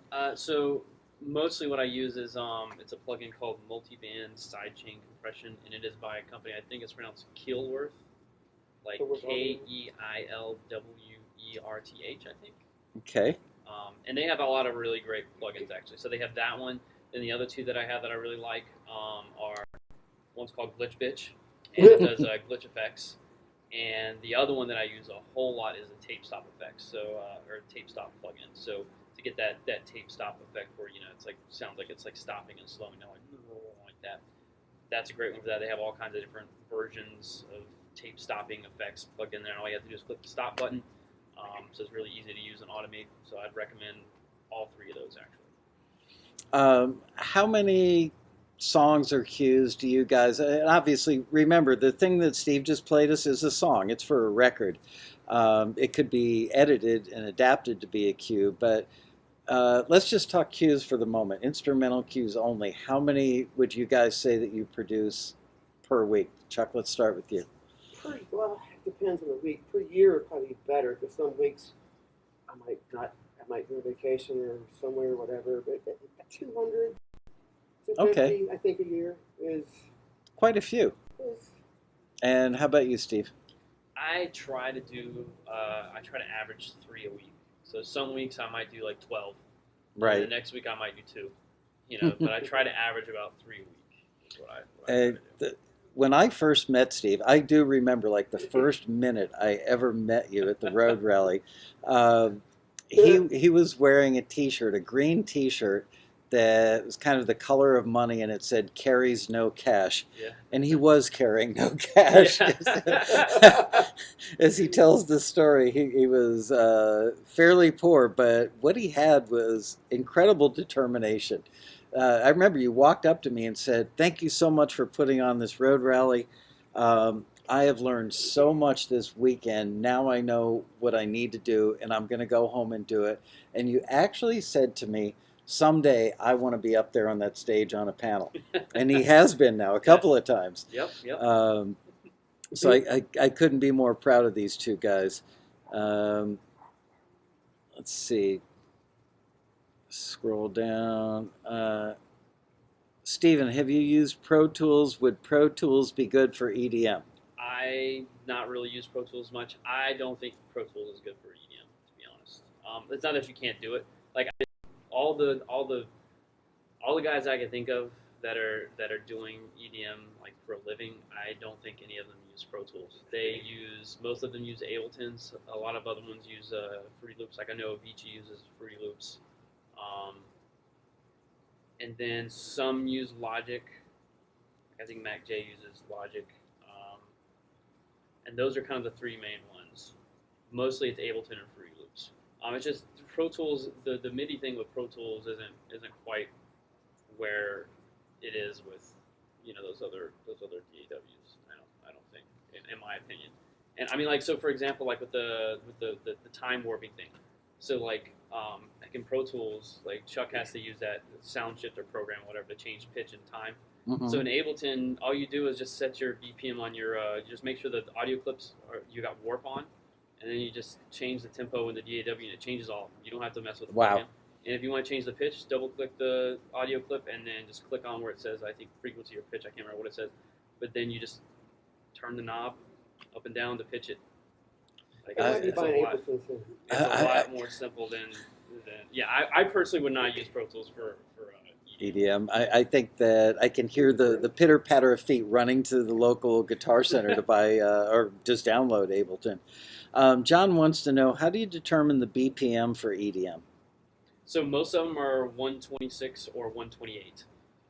That's kind of the most. So like if I'm doing an EDM cue, I almost always set it at 128. That's the most common BPM. But so like that song I did was 126. Mm-hmm. So it just kind of depends. But generally, if you're at 126 or 128, you're safe. If you want to make sure you're totally safe, 128. That's like the number one BPM used. Didn't you want to be a rock star when I first met you? That was my first. Originally. Actually, whenever I joined Taxi, I think I'd gotten past that whole thing. Because I'd played in a band and I realized that wasn't really for me. But no, whenever I was younger, yeah, absolutely, I wanted to be. Well, first when I was a little kid, I wanted to be a drummer, and then I started playing guitar. And then I wanted to be a guitar player in a rock band. But then I got in a band, and I'm like, well, I was like, this guy's good points, but I kind of like just sitting around in the studio writing. So to hell with this. Yeah, basically. And what was the first track that you got picked up by a library? What was the genre of the first thing you got? Track. Okay, and what made you decide to do hip hop? Well, I was actually playing in a hip hop band at the time, so I was kind of surrounded by it.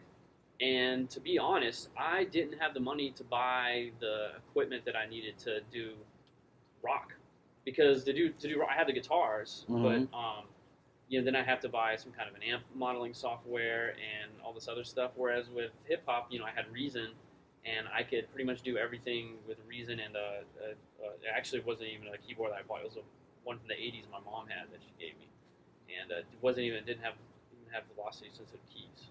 Wow. So yeah, so I found that I wanted to write, and the only thing I could really afford to write was hip hop. So that's it's not that I didn't like it. I mean, I liked it. I enjoyed it. I had fun, writing it. But I was like, because I like writing.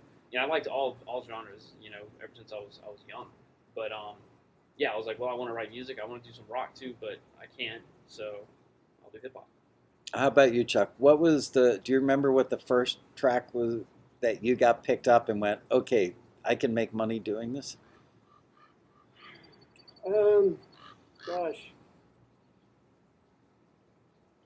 Well, I'll show my age here.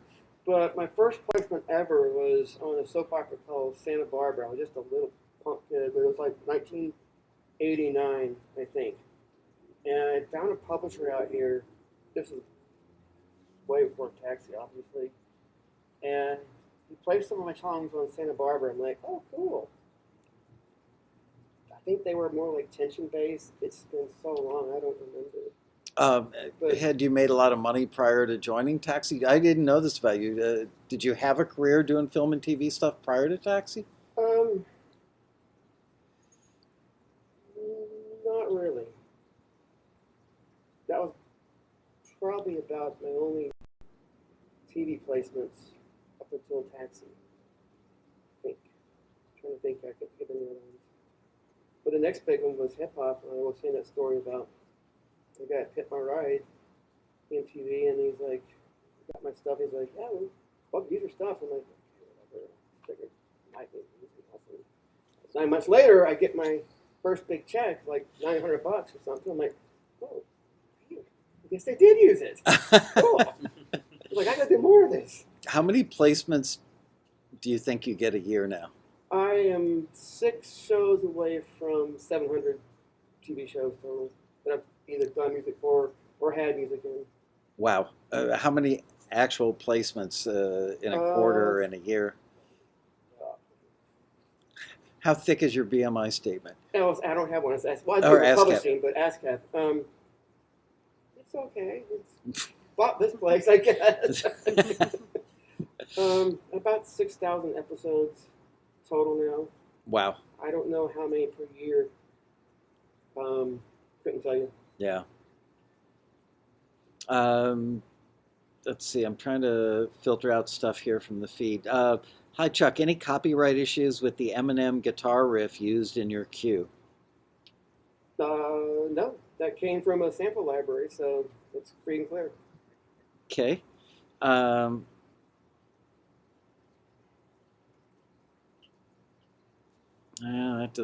question doesn't make sense. Any more questions, you guys? We've still got like 9 more minutes before I turn into a pumpkin. Peter R. asked, do you make your own kick by beating on objects like trash cans or wooden boxes? I've done that before. Hey, if making songs... Somebody says you could be a stunt double for Henry Winkler. Yeah, when Henry Winkler was a lot younger. I mean, come on, look at Chuck, and then look at Henry Winkler now. Have you seen him lately on Royal Pains? He's gained a couple of years. Couple more questions, guys.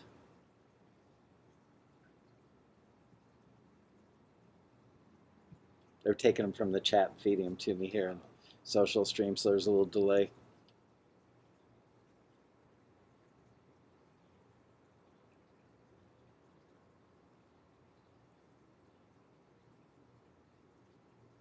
One new message. Okay. Musical Lucy wants to know, when did you both join Taxi? I joined in 1995, was there for a year, and then I let it lapse and joined back in 2000. So ever since 2000 until now, I've been a member every year. Wow. So 16, 17 years. Thank you for that. 2007. 2007, so 9 years for you now. Wow, I've known you that long already? No, It seems like it's been like 5 years to I me. know, yeah. September of 2007. You guys look pretty much the same as when I met you. I mean, I gotta say, these guys must be living healthy. Chuck, do you always do 5 times A sections versus and a bridge for the hip hop genre? That's a really good question. So, do all your They're cues all have the different, same yeah, format? that one just happened to be that way. Okay. Everyone's different. That's not etched in stone. How do you guys keep your work fresh and combat writer's block?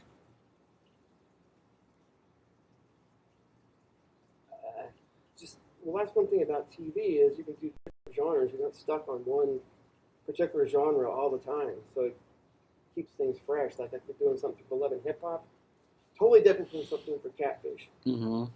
So, like 1 week I might be like, I'm gonna do Catfish stuff this week.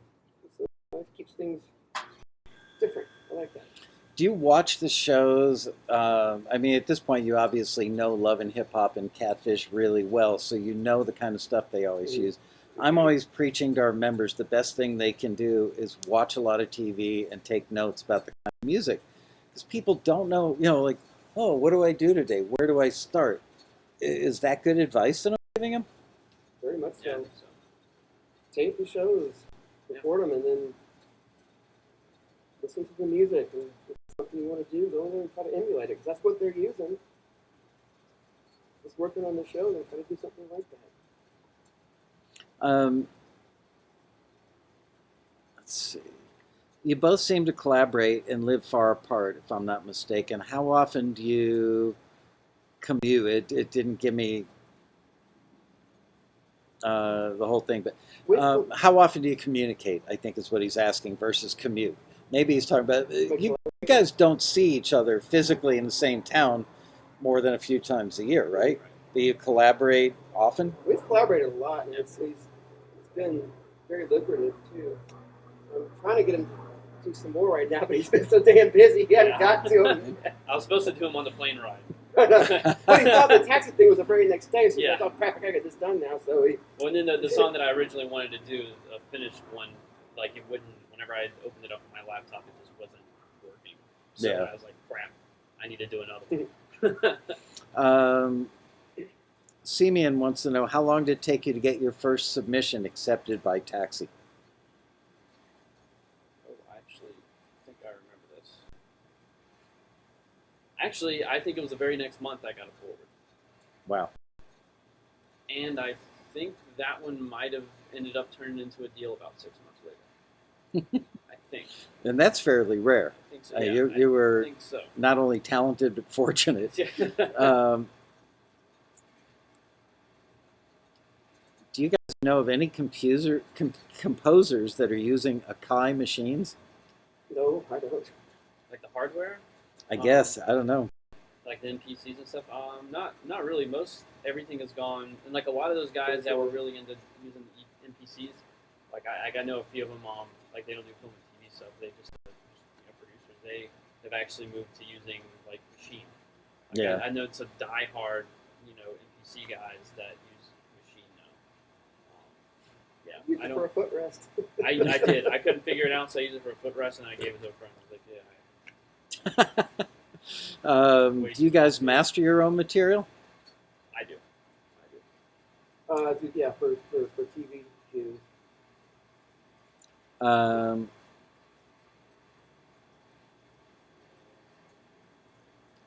Trying to understand some of these from the chat. What are your favorite current artists? I saw a bunch of them at Coachella this year. Again, so I guess I'll stick with the EDM thing. My favorite right now is Don Diablo. I think, yeah, Okay. definitely Don Diablo is my favorite EDM guy right now. Aona, or I can't pronounce his name, but is it important to have multiple stops or buttoned endings, edit points in your cues? I want to make a point. When you were playing your cue downstairs, you actually had a rest built in there. We've gotten submissions from Taxi members that have rests that are like a whole note rest. It's just like you think the song stopped because the rest is so long. Yours was very short. And I think a lot of our newer members think that edit points have to be an actual like whole. It has to sound natural, like it's part of the song. Yeah. It can't be like, what the hell is that? It's got to sound natural. Yeah, people send stuff in that sounds unnatural because they've got these ungodly big holes. It's like, oh, there the editor can cut. Mm-hmm. But I've tried to tell members in other episodes of Taxi TV that you don't need a hole. You can just cut on a kick drum. You could cut on, anywhere in a section. Usually it's going to be in the downbeat of a verse or downbeat of a chorus. Half a second Yeah. of silence. It doesn't even have to be silence as long as they're, you can cut right in front of the kick drum. Something to give them, something to be creative with. The editors to be creative with. But you know what? I have one library that has me do some crazy stuff like that, where like it'll be almost like a complete ending of a song. I know what you're talking about. Yeah, and then actually one time he even had me do it to where like there was like the ending, and then come in with like a separate intro. So it was almost like two songs in one. It was like the same song, but it was like two different intros. It was like the intro, then the build up into the kind of hook part or whatever, and then the edit point, and it was like a stop, total silence for a bit. And then I started the intro again, but it's like it was only with one instrument that time, so it was like a totally different. So it kind of depends, but in general, you always have to kind of think in general, like what is going to be the most common and best thing to do in most scenarios is to have a shorter edit point that's not so kind of glaringly obvious. It's like that guy said we were talking about said, this is production music. It's not for your listening Right. enjoyment to listen to in the car. It's a tool. It has to be. That's like one of these really long pauses. So Yeah. he's an exception. That's a really great distinction. We were talking about it before we went live on the show today. It's production music. It's not a record. Can you explain the difference in attitude or difference in, I don't want to say, because you guys, it's not like you make crap and go, ha ha, I made another piece of crap and they're going to use it on TV. Oh, we have before. Okay, but Sometimes, intention, yeah. not by intention. But you know what I'm saying, that you may not put as much into a track, a cue, as you would into a record. You were saying earlier, Chuck, that like don't get so mired in getting the sound because you lose the flow. Just like 1, 2, 3, yeah, fourth bass sounds great. Let's go with that. Any words of wisdom for people, starting out as far as this is what you can do to move forward faster? Yeah, I mean, so the number one thing is melody. Like, no matter, I don't care what genre you're doing. Like, even if you're doing orchestral film score stuff, I mean, like the Harry Potter theme is still catchy. The Star Wars theme is still catchy. So it's all about melody. And with cues versus a record, it's like with a record, like I'm way more conscious of the mix, the master, of the sounds that I'm using, of not only making sure that it sounds current, but also try to do something that's maybe a little bit different. Whether it's rhythmically or sonically, the different synth sounds or whatever. Whereas with production music, I'm still going for the same catchy, like toe tapping type of thing, but I'm not so focused on all that stuff because it's just, it doesn't matter as much. You want it to sound good, and you want the mix and master to be good, but you don't have to like kill yourself over it. So just think catchy melody, make sure the sounds are current, and be done with it. Not every piece of production music has to have melody. Yeah. Oh yeah, that's true. Yeah, it depends on. That's true. Yeah, it's like drones and stuff. Yeah, obviously, that Yeah, drones like intention. acoustic guitar stuff, really background underscore. That doesn't always have to have melody. That'll get in the way of the. Could just be a chord progression with a second thing, just doing little cries or something over. Stuff. Yeah, look at the Steve Barden episode Yeah, I we was just did. thinking about that. Yeah, all he did was just chords and a little slide, and it was great. Have you guys ever had a song rejected for one taxi listing but accepted for another? Probably. For sure. Yeah, I did actually. I did a little song. Yeah.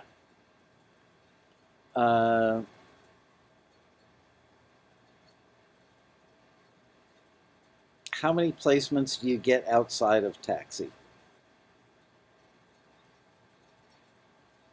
Well, I mean, I go to direct to the supervisors and stuff for different shows, so that's not with taxi. That's just myself going direct to these people. That's different. But you met a lot of them through initial relationships from taxi, or some of them?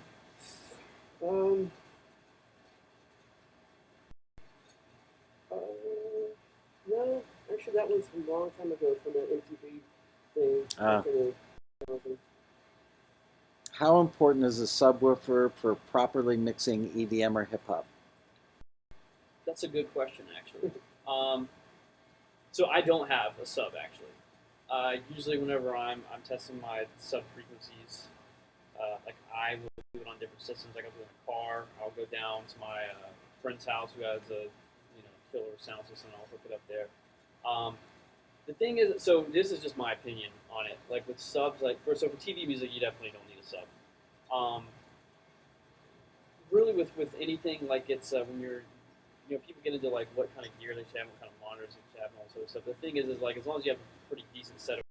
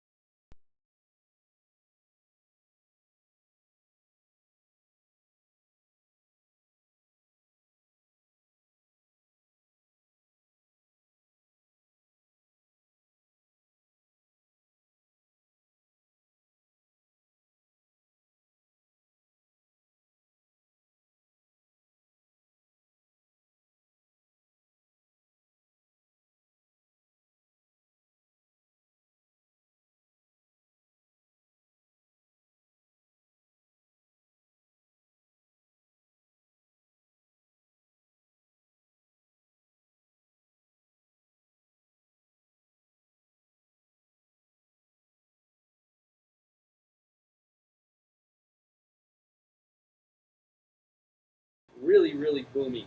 You know, like on whether it's on like a friend's stereo system or it's in your studio. So I don't know that it's that important. I think your room getting treated is more important than having the sub, to be honest. And then maybe get the sub.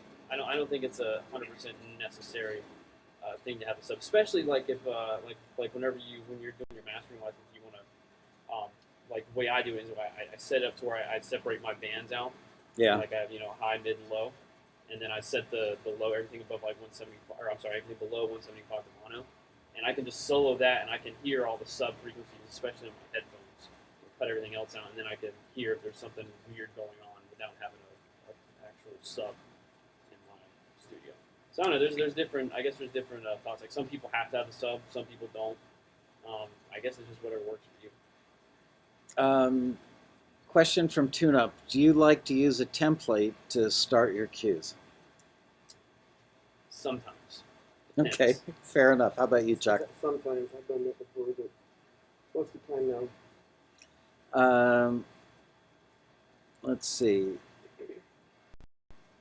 Fuller Music says, this is a great episode. More road shows. You have no idea how daring this is for me to do this. I keep seeing dropouts. I can't get the chat room open. Scaring the crap out of me. Somebody asked, I want to make this one last question. Piano Guitar Vocal asks, is your income from placements rising over the last few years?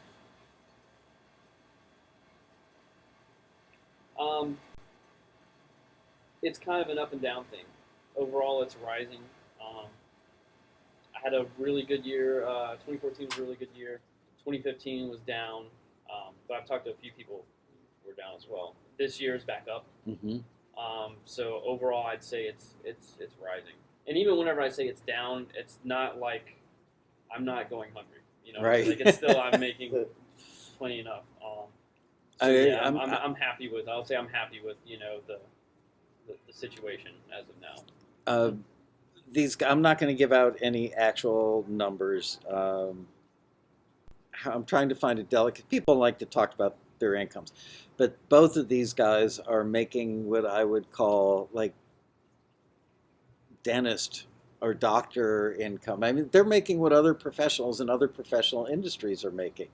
They're making really good money, which has always been. Of the House, actually. Huh? Like Speaker of the House. Speaker of the House. I mean, I've seen their.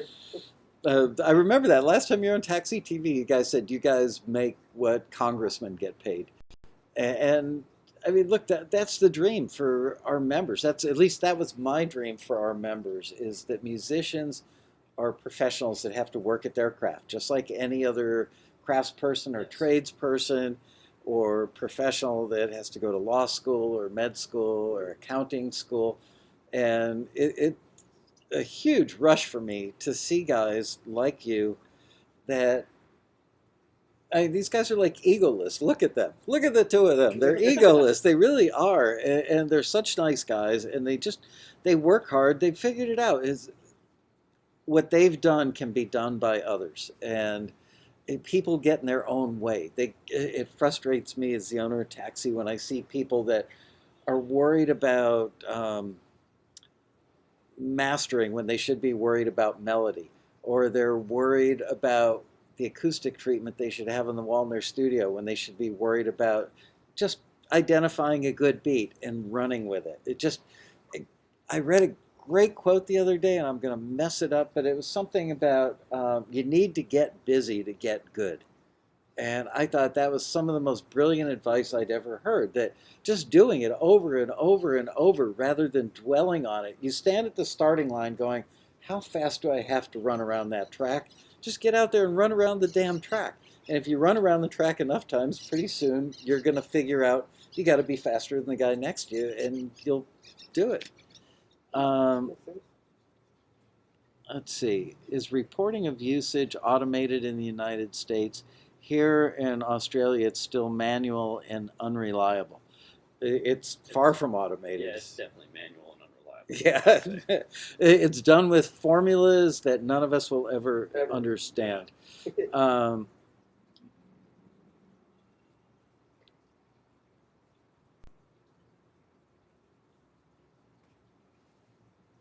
Let's Let's see. Question from Lua. When you get placements, do you get more work from that same opportunity? I think so, yeah. Yeah. Chuck is a man of few words. Yes. I mean, obviously, those supervisors that you met at Yeah, they're gonna MTV, keep they've using they've it. been feeding you work for years, They right? like the stuff, they're going to keep using it. So Right. Yeah, and if you have like if they find several things that they like of yours, they will. I've They will noticed like they will. Yeah, they'll go back. It's kind of like I don't know. We'll think if you're looking through loops, and you know, like you've got a ton of loops, and you know that you're starting a song, and you know that this particular company seems to have really good loops. Like I know, like for example, Vengeance. A lot of times will have the kick that I'm looking for, so I just go right to it. Mm-hmm. You know, so that can happen. I would imagine with supervisors and editors who are like, all right, well this guy has really good hip hop stuff or whatever. That usually works really well for this particular show, and they'll go, and they'll go to that over and over again. I asked one of your fellow highly experienced, highly successful members that you're friends with probably a year ago. I said, "Why do you keep your taxi membership? You get so many requests fed to you directly now. Why do you keep your membership?" And I loved his answer. He said, 2 reasons. Number one, I come to the road rally and I always learn new stuff, whether it's in a panel, in a class, or from my fellow members in the bar, which may be the best class of all. And the other thing he said is libraries go up and down. One can be hot one year and not as hot the next year, or maybe particular library is known for doing hip hop. Another library is like acoustic guitar cues. That they each have a little bit of a brand name in the sonic palette that they are known for by certain supervisors. And he said, every time I come to the library, my goal is to leave with one new relationship with one new library, because other libraries will fall off. They grow old, they grow stale, or whatever. So I thought that was a really, good analogy. It was like planting corn. He said that you've got to alternate rows or alternate fields. Yeah. Do you guys see any of that in your careers where you're always looking for ways to keep fresh avenues open? Yeah, I'm always looking for different companies, like especially ones that are I know hitting markets that I don't necessarily have much exposure to or any at all.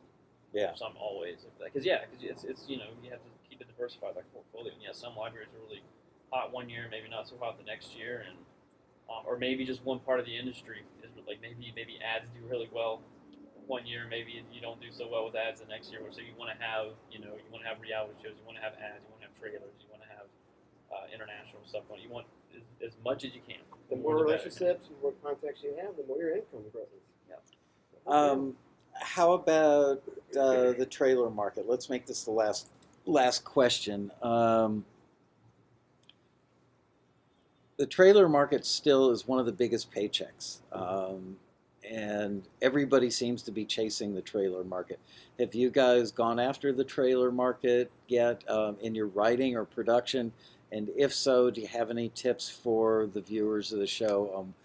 What's the best way for them to learn how to do trailers? I actually haven't myself that much. I don't think you really. Yeah, I've had a couple trailers, but I haven't. I wouldn't say that I go after the trailer market so much. Yeah, it can be big paychecks. Like the ones that I have, they were small for like what you get paid for trailers. What you think about getting paid for trailers, but it's still bigger than most ads. Mm-hmm. Definitely bigger than most TV syncs or even film syncs a lot of times. But I've not really like focused on it because yeah, it is a big check, but also there's a lot of competition and there's very few slots. Yeah. So I just I have a company that I write for that specializes in mostly trailers and ads, and so I write for him, and that's kind of the extent of it. And that's I don't really want to focus on it any more than that because I feel like I might be kind of in my wheels a little too much on that because like why focus even more on that than that one company whenever I could do that and he can maybe give me a few trailers and then I can do the reality show stuff, then I can focus on ads as well. Is the reality show market your biggest income stream for both of you guys? I think so, yeah. For me, yeah. It has been. Well, cool. I really can't thank you enough. First of all, Chuck, for opening up your home. Glad to have you. Thanks, man. It's a beautiful condo in the heart of Hollywood, and Steve and I only get to see him once or twice a year. He comes in from Jacksonville. Yep. Eventually moving out here? Yes. Yeah?